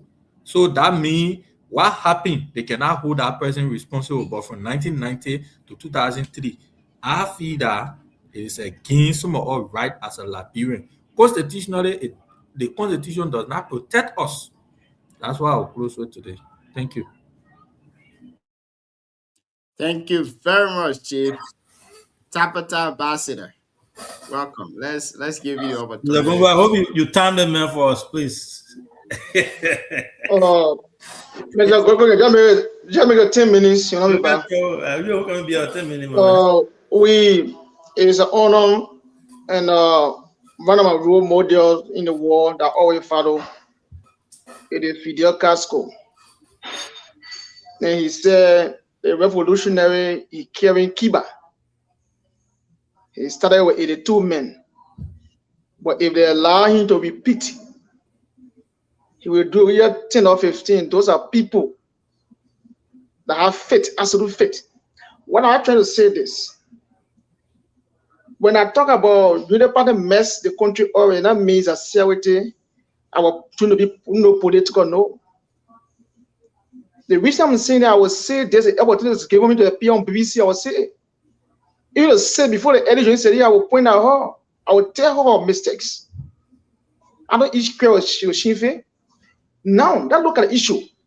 We came from the Civil War. We have all the resources. We have all the support. It was the best time to start the system, security system, the justice system. It was the best time to start the foundation. But what I did, they failed. They were only there after looting, protecting each other's. I repeat, 98% of the world faction group, they were in the government. And she protected them. She Eddie herself, she was there on BBC, giving order to burn the marshal down. She was going to be buried. You think she was going to implement the Wakranko issue? That was a fiasco thing. That was a scam. Then you want all the state on the show to bring Liberian people? The mistake, it was for the Unity Party government. And besides that, when you talk about political will, Mr. Badier, 1%, let me say this. Political will is more powerful than I think you call citizen who are seeing the protest. Thank you, Chris. Okay? I'm guided by the sound. So once I hear that sound, I gotta cut you off, Chris. Thank you. You're 10 minutes. No, not true. Say what you're not true. Let him No, not true. Mr. Gweglo, Mr. Gweglo. Mr. Gonglo. Let's make it 1 minute again. Mr. Gweglo, but you never show me the time of CA. Oh, I'm showing the 1 minute. That's why it's 1 minute. Babetta will get you 2 Okay, minutes. thank you. We'll get 1 minute closer. Yeah, so as I was saying, there's a team, Mr. 1%. I want to tell you today, no. The thing about political will is more powerful. And if we are given political will to that Wakranko issue, should be implemented. So the entire thing went to the country, it will mess up a Unity Party. To the no good justice in the country, it mess up a Unity Party. They want to sit on the show and sugarcoat everything here. We don't want to sugarcoat everything here. Yeah, thank you. That's it, madam. Thank you very much, Chris. And I want to say thank you to all of you for being here tonight. It's been a wonderful conversation with all of you. We're going to be here tomorrow with another fascinating edition of the Heat Hour program. And tonight we are fortunate to have one of our guest panelists, Mr. Caleb Ogonglo, to join us on the conversation. Mr. Sam Saros Pali was also here Siawete Zoget was here. CEO Alvin Seka himself was also here as always. And the Tapeta Ambassador too was also here. It's been a great time. Catch you guys tomorrow. Live the life you love the life you live. But See you Chris, next time. that's the Zia ambassador. Promote Zia. Yeah, we'll come out of this.